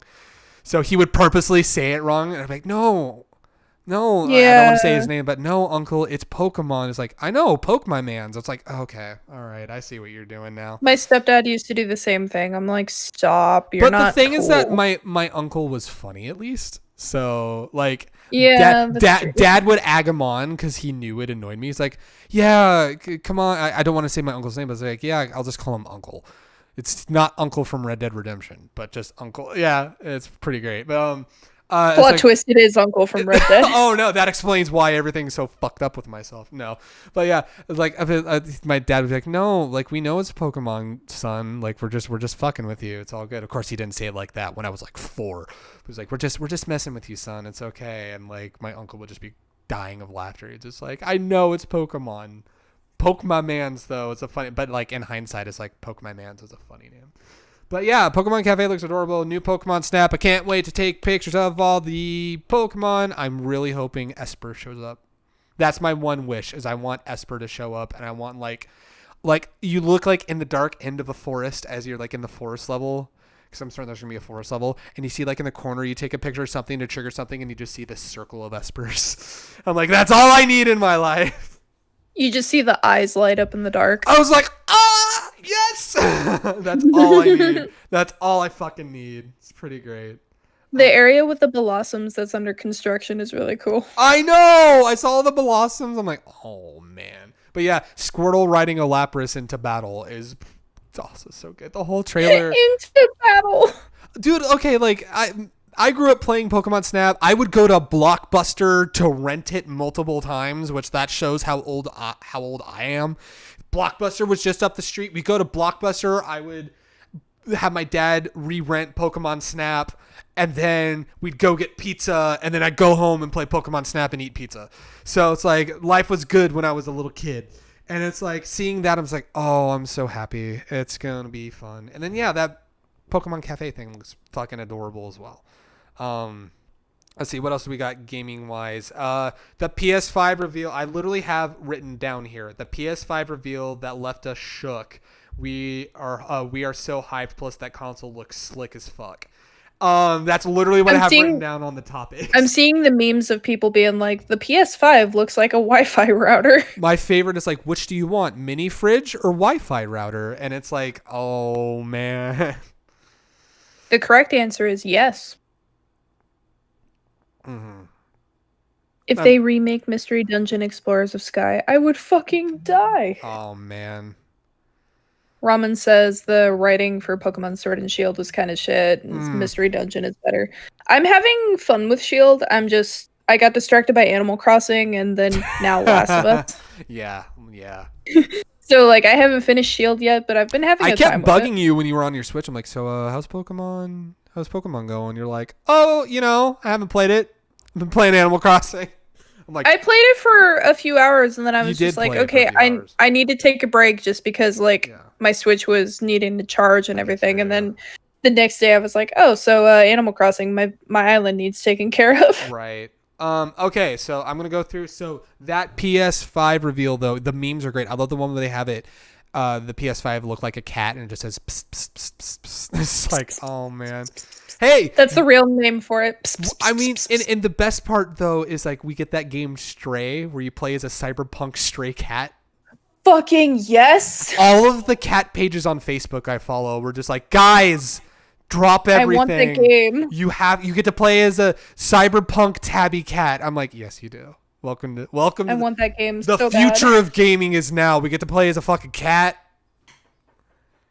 We get to fucking play as a fucking cat now. So all the stuff I'm hyped for. Spider-Man Miles Morales. I am pretty hyped, and they said it's an expansion and not a full sequel, but I'm hyped for that. It's so good. I'm a slut for racing games, so the Gran Turismo 7 stuff looked pretty fun. I also, when I had a 360, I fucking loved Forza. And I grew up with Gran Turismo as well. Like I used to be huge into motorsports as a kid. It's like, so it kind of like, it's like that little bit of nostalgia that like, I know racing games are so tried and tired and whatever, but like I love a good racing sim, and now that Gran Turismo 7 will be coming, I'm like, oh, I'll play that. Let's see, stuff I'm excited for. I know it was like just a tech demo, but that project Atia from Square Enix with the druid with the giant dragon at the end. It's like, dude, we get to play as a fucking druid. Fuck yeah, man. There's Stray. I'm also going through some of the other stuff. There's new Ratchet. I'm just going to go through everything because I had a whole document that I sent over to May. New Ratchet and Clank was announced called Rifts Apart. There's that game called Returnal, which is like this sci-fi looking game where you play as this older woman who's stuck in an infinite loop. And like the world keeps changing. We got some specs for the PS5. New Little Big Planet called Sackboy Big Adventure. Dad, as soon as I told Dad there was a new Little Big Planet, he's like, I don't care how much those games are for kids. I fucking love Little Big Planet. I'm like, they're nice palate cleansers. He's like, yeah, he's like, they're nice to play out after a really story intensive game.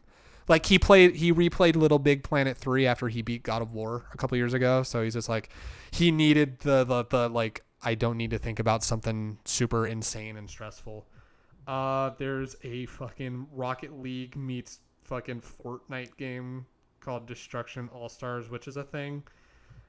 There's Kenna. I just called it Rocket League the movie. Rocket League the movie, that's great. Kenna Bridge of Spirits, which is like an indie adventure game. A game that I have no fucking ideas about, so I have no opinion on it, which is Goodbye Volcano High, which is the one with all the like dinosaur furries, basically. It looks like a visual novel. It looks really cute. I want to see what the game actually is proper before I make a. It looks like there's going to be a lot of feels in that game. Maybe. I grew up playing the Oddworld game, so they're making a new Oddworld called Oddworld Soulstorm, which I'm hyped to play that. We got the first gameplay for Ghostwire Tokyo, which that's the next game from the guys and gals that made Evil Within. So, and that game looks fucking sick. One of the ladies that helped with the creature design in Evil Within got to be part of this game. Yes, got to be one of the creators of it. Oh my god, seeing that trailer, I was so excited. Let's see. There's a new game called Jet: The Far Shore, which looked kind of Nier Automata-esque. Is it Automata or Automata? Because I watched the new Sea-Dog VA video and Kira Buckland was in it, and she said I play 2B in Nier Automata. And I'm like, is it Automata or Automata? I don't know what it is. I think it depends because like anytime I watch out, I think anytime I watch like Outside Xbox or something, they say Automata. Mm-hmm. Yeah. But then like you get over here and you're like Automata. Yeah, it's like I think it's because we call things like automobile or automatic or something. Maybe, it may be a regional thing and it may be a tomato thing. It could be. Yeah. It's also like Sea-Dog because he grew up in the UK. He was born and raised in the UK where he calls yogurt. And I'm like, who calls it yogurt? He's like, well, I'm from the UK, so of course I pronounce it the right way. I'm like, that's not the right way. It's yogurt. To be fair, some places also spell yogurt with an H. So Yogurt. Like YOH. Gurt. So there's a new Gearbox game that's like a hack and slash game called Godfall. This is one you were excited for, a game called Solar Ash, which looks like Sci-Fi Journey. It does. I'm so excited. It actually looks pretty fucking nice in the animation. New Hitman. I saw that, and you jokingly said, "Oh, that's Hitman." I'm like, "Is it?" And then it showed the barcode. I'm like, it's Hitman 3. Fuck yeah! That trailer was so cool. And then seeing like, I can't believe I fucking called you that. fucking called that it was Hitman. That was awesome. But no, seeing that was great. Spoiler alert: I've never played a Hitman game, but I still called it. I loved Hitman. Hitman's great. And seeing that there's a new Hitman, of which I'm not surprised. Fuck man, I want some Hitman. Let's see. We got a little preview in the start screen, and then a fucking Astro's Playroom. We don't talk about that. That's just fucking whatever.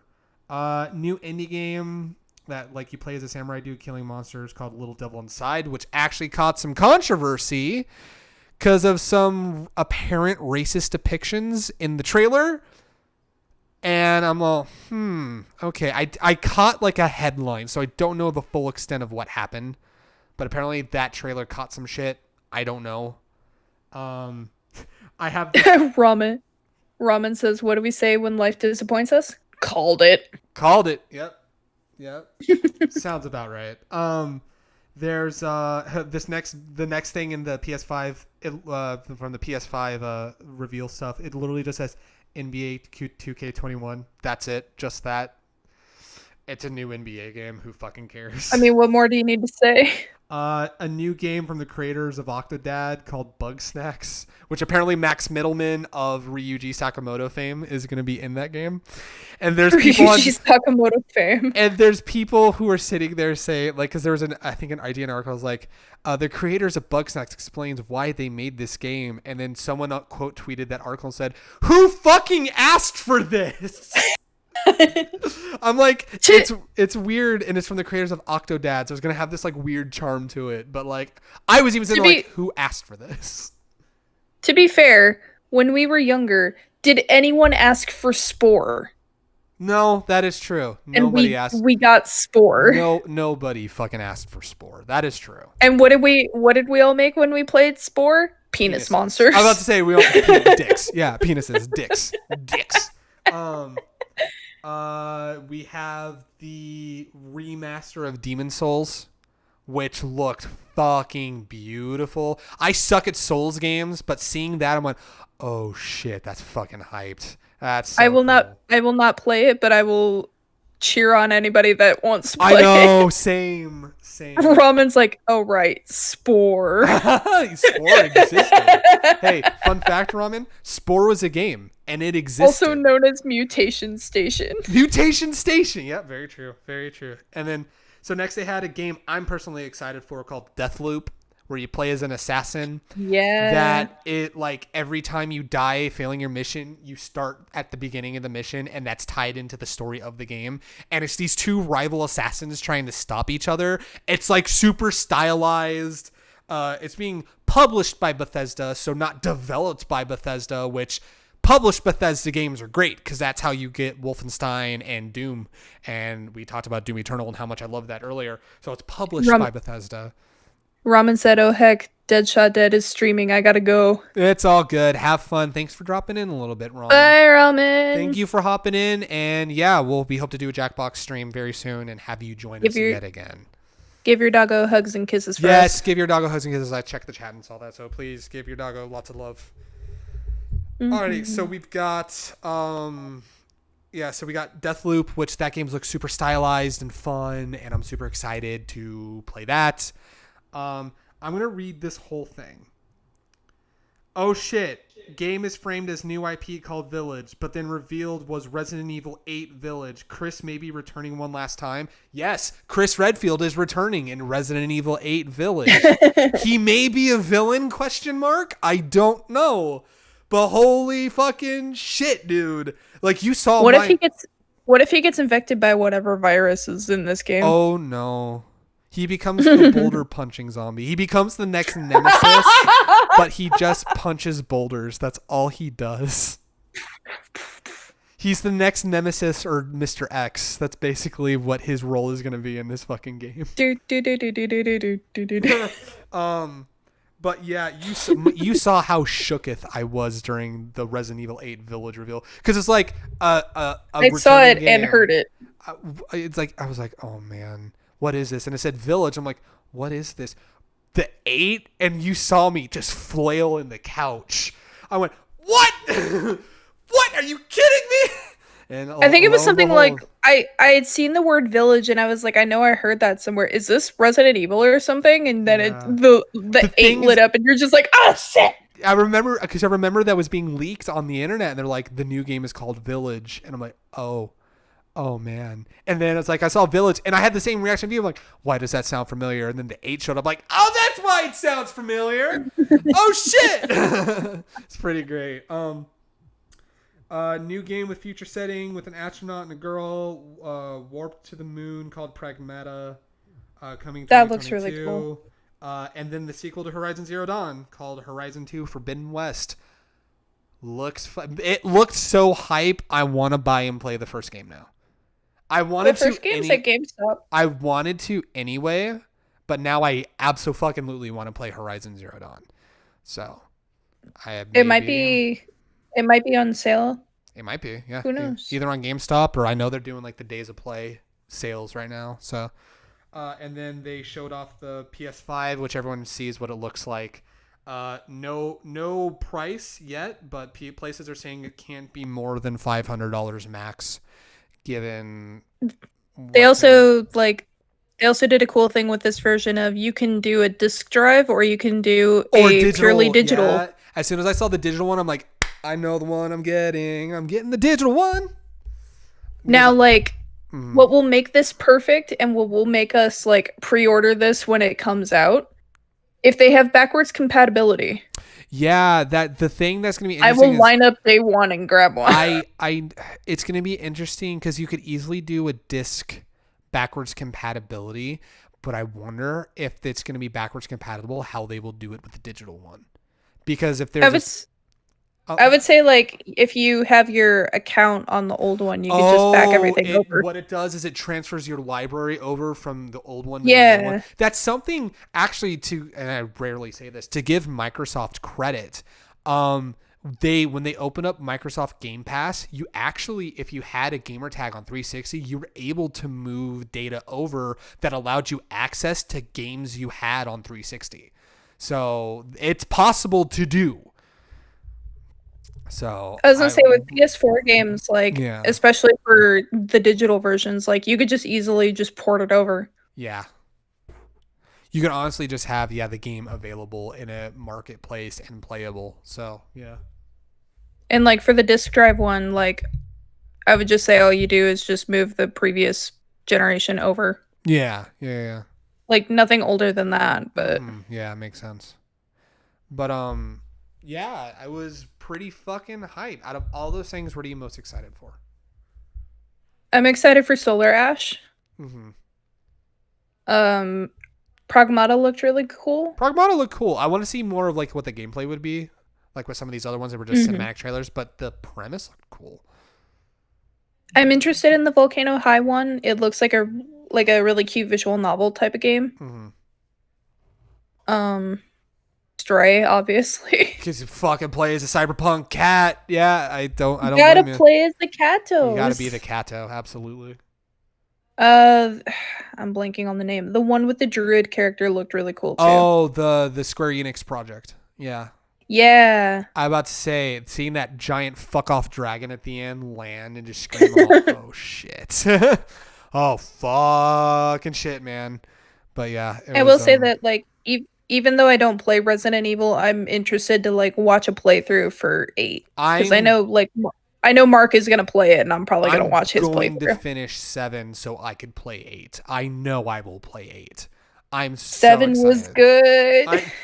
I'll tell you this: the reason why I stopped playing because I'm a little fucking bitch baby and can't handle mama. That's me with Last of Us right now. I know, shit, man. Yeah, there's some spooky shit. There's some dad spooks. There's a gat. I don't know what the phrase actually was. Anyway, yeah. I haven't even played PS4 Spider-Man, but Spider-Man Miles Morales, that was a great thing to open on.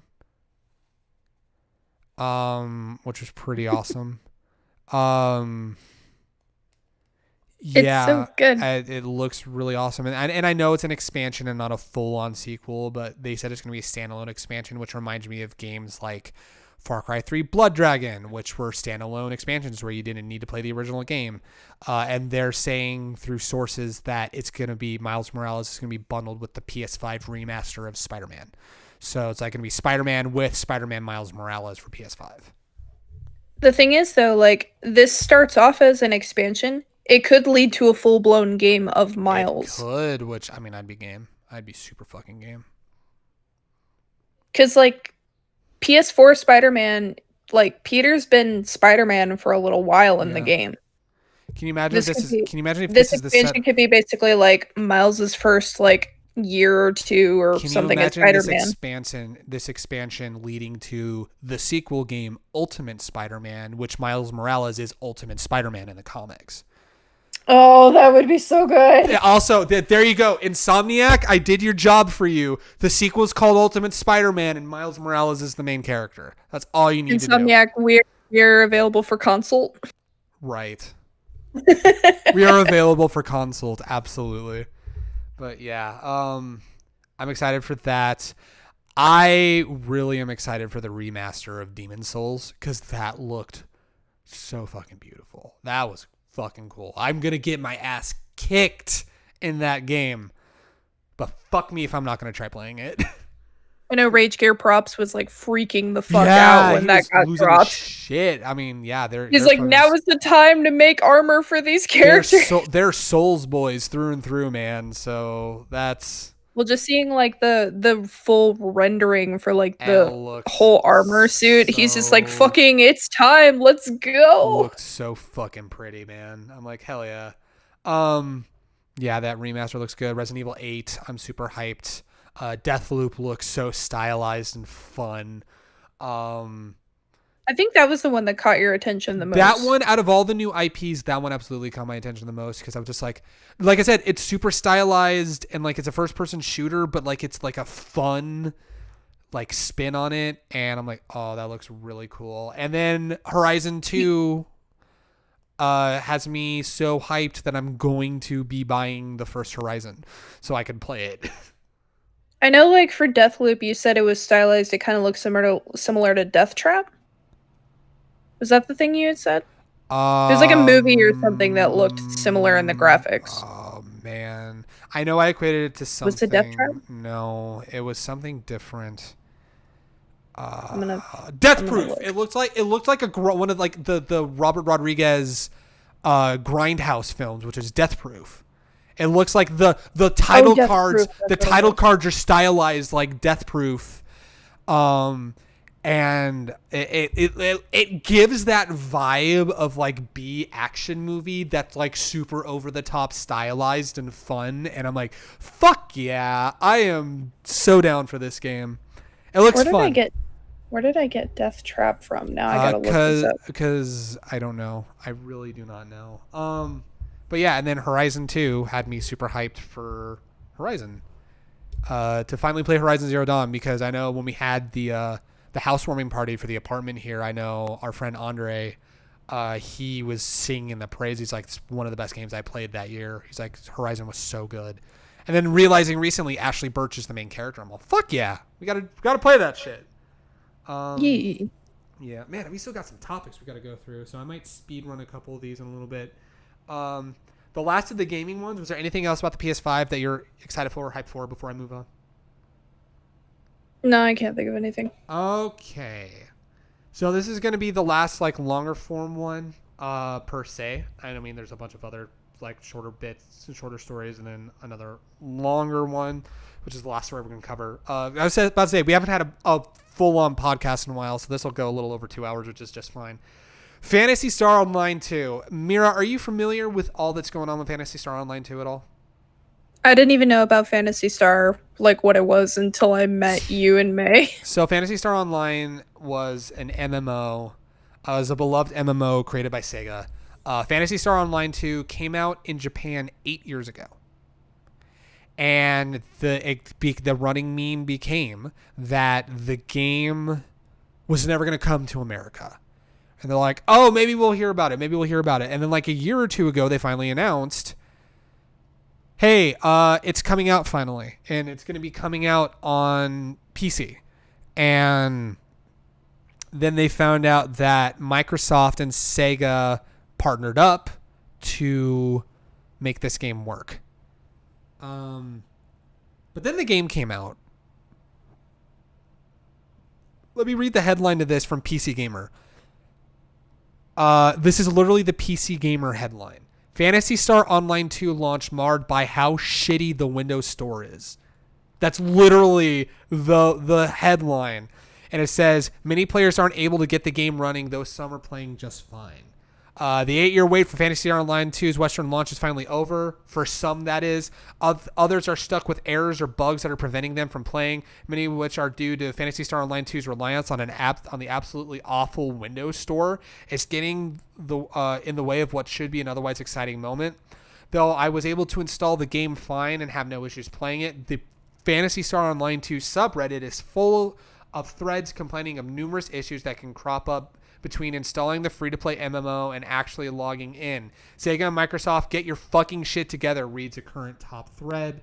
This isn't the only main error code, like Diablo 3's infamous Error 37, but rather with loads of different issues. For people who don't know, Error 37, so Diablo had this always online quirk where you had to connect online before you could play the game, even if you were playing a single player. And because so many people day one were trying to play the game on BNet, they were getting what's called Error 37, which means no one could get on.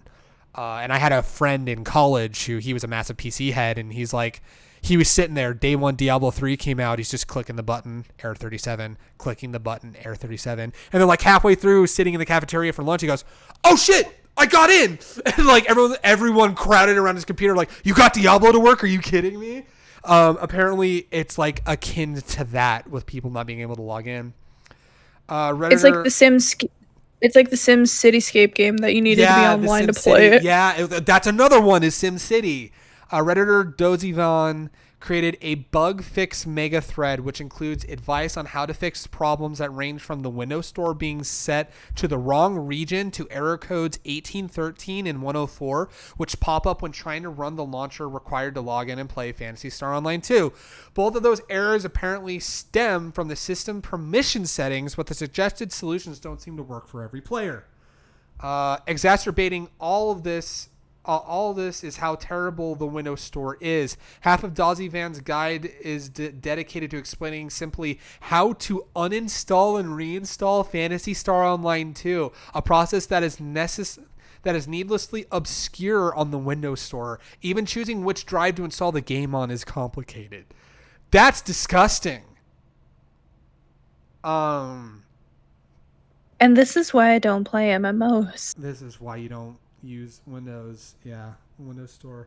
And then Windows. Oh yeah. Here's another article. The Windows Store is so awful, Phantasy Star Online 2 fans made a custom launcher to circumvent it. Phantasy Star Online 2, the program is called Phantasy Star Online 2 Tweaker, or the program is called Phantasy Star Online 2 Tweaker, and if you're already playing or interested in playing the game, it's a must-have program. With the latest update, Phantasy Star Online 2 Tweaker can now install Phantasy Star Online 2 and keep it up to date without even needing to open the Windows Store. It also has a bunch of useful options that make it much better alternative to the original launcher, like more granular graphics settings. But yeah, it's they had to when make your game is formatted so badly that your users have to create a launch program for this game to accompany it, you know you have a problem. You know it's bad. You know how fucking bad this is if that's fucking happened. Use our app store, but it's full of really bad things. But it's not create good. A program where we can launch it and run it without having to use that. Right, yeah, it's like that's just gross, man. That's gross as shit. I don't like that one bit. So yeah, that's Phantasy Star Online 2. Mira, are you excited to eventually play it? No, I'm fucking kidding. There's no question here. I think the lesson that we can learn here is never fucking use the Windows Store. That's disgusting and awful.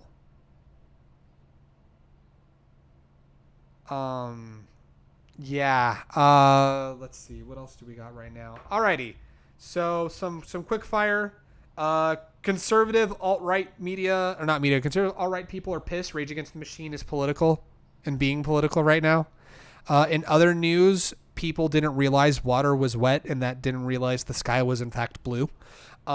It's called Rage Against the Machine. What the fuck did you think the band was? They're notorious for being political. They're a political band. I'm going to stop you right there. The sky is blue? Yes, the sky is blue. Hang on a sec. What are you doing? I gotta call my family and let them know. Let them know. Oh, shit. Yeah, babe. The sky is blue. Can you believe it? Water. Mom, did you know the sky is blue? Yeah. I found that story so funny because even my dad, who he generally doesn't pick up on some subtext of some music just because he listens to music and likes music. He was like, dude, fucking Rage Against the Machine hated the Bushes and the Clintons. Like, that was their fucking platform, guys. Holy shit. And, like, Tom Morello took to Twitter to make fun of all these people, saying, because there are people like, I'm disappointed to find out Rage Against the Machine is being very political. I go to music to escape. I don't know why they have to bring politics into it. And literally everyone is just like, fucking what? I'm fucking sorry. What? That's just like, oh, I'm ashamed to find out that System of a Down talked about the Armenian struggle. Like, what? How do you not fucking know that? Like, holy shit, man. Rage Against the Machine, they're political? I thought they were talking about, like, raging against actual machines. Actual machines, you get angry. No, you can't. Oh, man. I saw that, and I'm just like, holy fucking shit. In fact, one of the people, I'll keep them nameless, but one of the people in It's their first day on the internet, to be fair. One of the people on in the Missouri D&D group, I had shared that article. I'm like, I'm crying over it, and he was like, it's the name of the band, Rage Against the Machine. The machine is the political system in the government. They've been clear since day fucking one that they're a political fucking band, my guy. To be fair, these people are new fans, so it's okay. This is their first Rage Against the Machine album. I guess. Yeah, their first Rage Against the Machine album is the cover album from 2000, which is their latest release, which was fucking funny. Yeah. It's like, yeah. And they're like, well, the guys were also in Audioslave and they weren't political. It's like, yeah, because Chris Cornell didn't want to make a political band because the other three already had it with Rage Against the Machine. Also, rip in peace, Chris. I know. Never forget. And that's not me brushing that off legitimately, though. We miss you, Chris Cornell. But yeah, I found that story fucking hilarious, and it was pretty great. Other quick order things. Some people have really gone stir crazy in quarantine and has put every single scene in the MCU in chronological order. Someone just has way too much time on their hands. In quarantine, my guy. Like, even with quarantine, that's too much time. I barely have time to watch Critical Role anymore, and we're like locked down. I know. My attention span only goes so far anymore. Let me read you from @TonyGoldmark, who's the guy that did it. It said, "Well, nerds, I fucking did it. Took me a global pandemic and a damn quarantine, but I did it. I figured out the precise chronological order to all MCU movies so far by scene. I'm out of my goddamn mind. You're welcome." You know someone's going to pop in there and be like, so you have this scene out of order. It should be going before this scene. Someone straight up asked, what are you doing about the time traveling in Endgame? And he said, I'm accounting for that, and I'm not including... there was a quantifier. Oh, yeah, so here it is. I would have just straight up said, I'm not touching that shit. So here are the quantifiers. So he said, now a few caveats. Obviously, this only covers the 23 MCU movies so far. No ABC or Netflix TV show, no short, no deleted scenes. There are a few instances where I allowed the movie some creative editing license, like the scene in Thor: The Dark World that keeps cutting back and forth, heist movie style between Thor planning with the Warriors, three of them, then executing the plan. And admittedly, a lot of this is just my own personal headcanon conjecture, but I've doubled and triple checked my work here to make, and to my knowledge, none of this is contradictory. Please enjoy this. Very good question. Someone said, so how do the time travel parts in Endgame still go on and not with the parts of the movie that we're jumping into? Very good question. It depends. Like Smartcult says, they're not undoing the past. They're creating an all-new timeline. So for the most part, the time travel scene should be watched with the rest of Endgame with a few scant exceptions. So basically they say the timeline is the jumping back in time is happening at the end of the timeline because they're going literally back in time. So that's how they circumvent that issue. Also in Endgame, they're going back in time to put the stones back where they were. So and it refixes the timeline basically. So yeah. Yeah. So yeah, you've got. God, man, it's. Yeah, it's God, yeah. Like let me just read all of the prologues in chronological order. Prologue to Thor: The Dark World, flashback scene in Thor Ragnarok, second prologue of Thor, first prologue of Black Panther, flashback scene in Captain America Winter Soldier, most of Captain America the First Avenger, prologue to Guardians of the Galaxy 2, most of the prologue in Ant-Man and the Wasp, prologue to Guardians of the Galaxy, prologue of Ant-Man, flashback scene in Captain Marvel, flashback scene in Avengers Infinity War, prologue to Captain America Civil War, some of the flashback of Captain America Civil War, second prologue of Black Panther, first half of Captain Marvel, last act of Captain Marvel, second post-credit scene of Captain Marvel, flashback scene of Ant-Man and the Wasp, most of the prologue of Iron Man 3, some of the first act of Iron Man, prologue of Iron Man, and it just goes on and on and on. It's fucking ridiculous, man. There's just too much. Yeah, there is. People need to be stopped. Couple other quick ones before we finish today's podcast. I have a whole fucking stack of books that I need to read, and I don't have enough time. Mm-hmm. Right. So May, I called you May. I'm so sorry, babe. Mira, you do it again. Yeah, May. So about I'm gonna let you take the lead on this one. So Hamilton coming to Disney Plus, and you have an article associated with it too. I was gonna say, speaking of time, fucking Hamilton's coming out on July 3rd. Oh man, I hear the excitement. And I'm just like, I gave you guys so much shit for the Miku thing, and I was just like, it's fine. They get to give me shit when Hamilton comes out because, god damn it, I'm so excited. Thing is just like. Because, like, the thing was, we had no idea if we were ever going to get this movie in our lifetime because, like, Lin-Manuel basically said, we have the movie kind of planned, but we were going to release it when it started going out of the theater. Yeah, which, with how popular Hamilton is, it's going to be a while. Mm-hmm. And then all the quarantine shit started happening, and they started doing like Broadway shows for free. They started doing like Hamilton at Home on Twitter, that sort of shit. And then like within the past, I want to say month, we got the announcement of, oh, hey, by the way, we have the OBC film for Hamilton coming out July 3rd. And I'm just like, what? What? Okay, OBC on Broadway. Original Broadway cast. Original Broadway cast. Okay. Original Broadway cast. Yeah. Yeah. So all the OGs are coming back. So basically, like, they have the stage, like, performance movie, kind of like how the final Rent movie was. You're shooting it on the stage, but they have the original cast coming back and being in the production. People are getting pissed. Okay. Because this is coming over to Disney Plus. Okay, obviously. Yeah. Mm-hmm.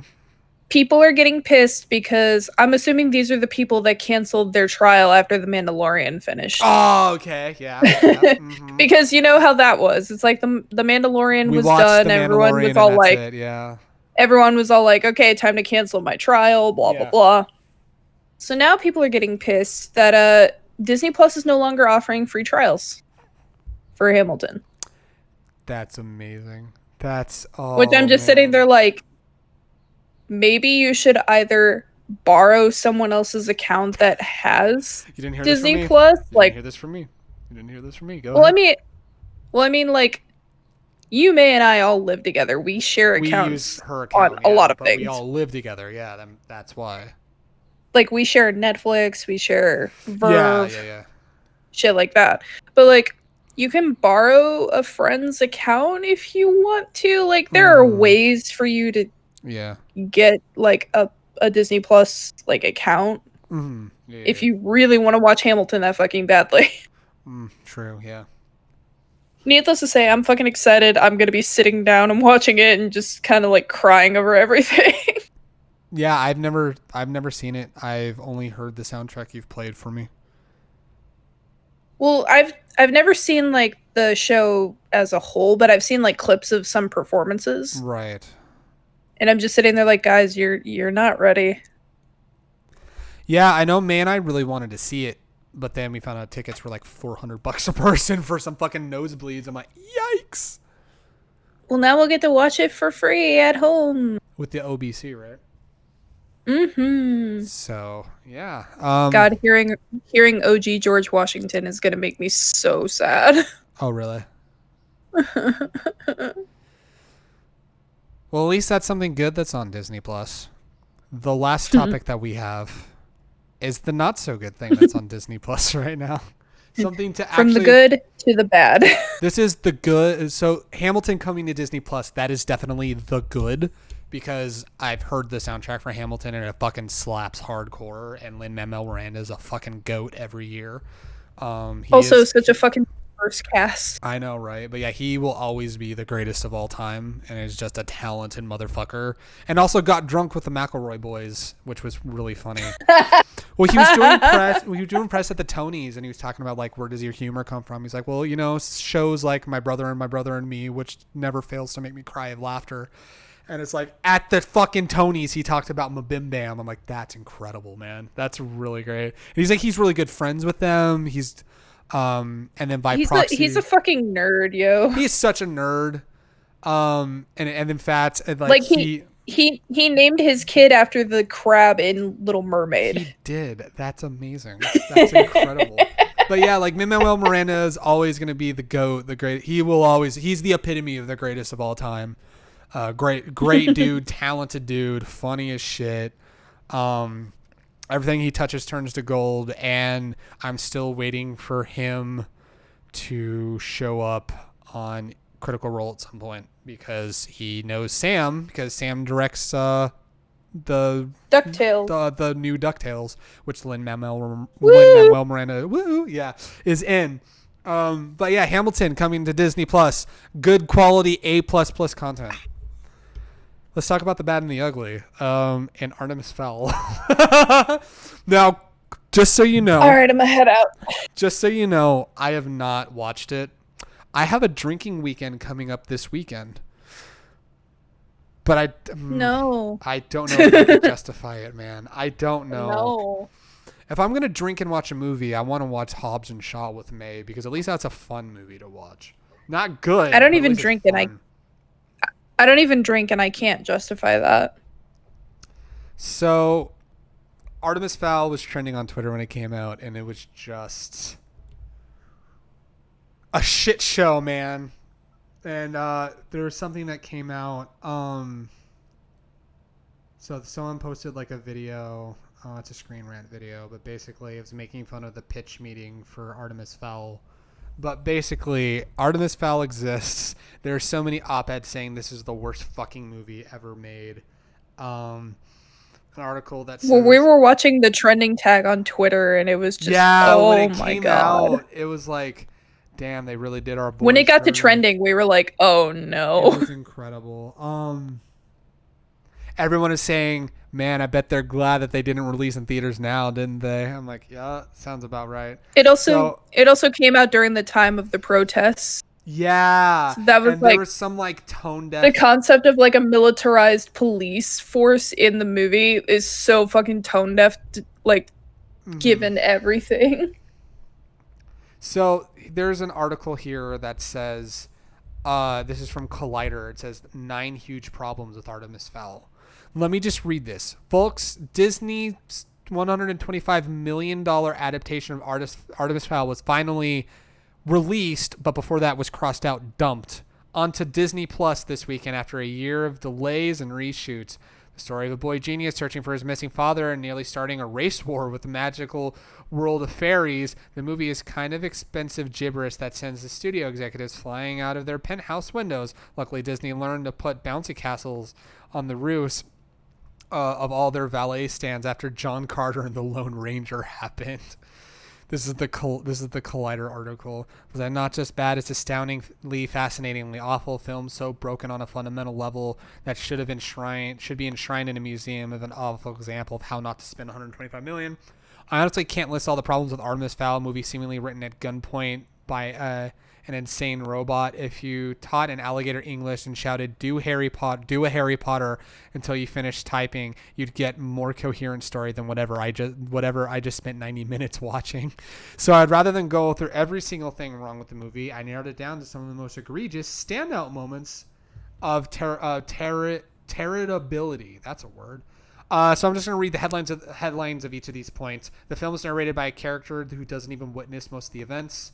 The narrator explains character motivations. Characters appear and disappear and teleport across the world for no seeming reason ever. Artemis never leaves his house. Artemis' plan is dumb and he doesn't do anything.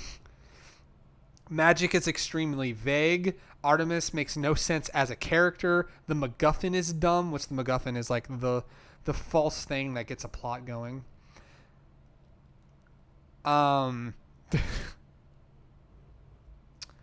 This is a thing that happened in the movie. Josh Gad shoots dirt rockets out his asshole. Let me let that sink in for a moment. It's sad because Josh Gad is a really good actor. But, like, goddamn. He literally shits dirt in this fucking movie. If there's a definition of this movie, it's just, I want this image. This is the thing for this. So it said dirt rockets out of Josh Gad's anus like fire, or dirt rockets out Josh Gad's anus like fire hose. This is 100% a thing that happens, and I don't care to describe it further. Ladies and gentlemen. And I don't care to describe it further. If there's anything that we can end this podcast on is, we may have had some audio issues on today's podcast, but at least we weren't Artemis Fowl. We didn't sink $125 million into our tech. No, we did not.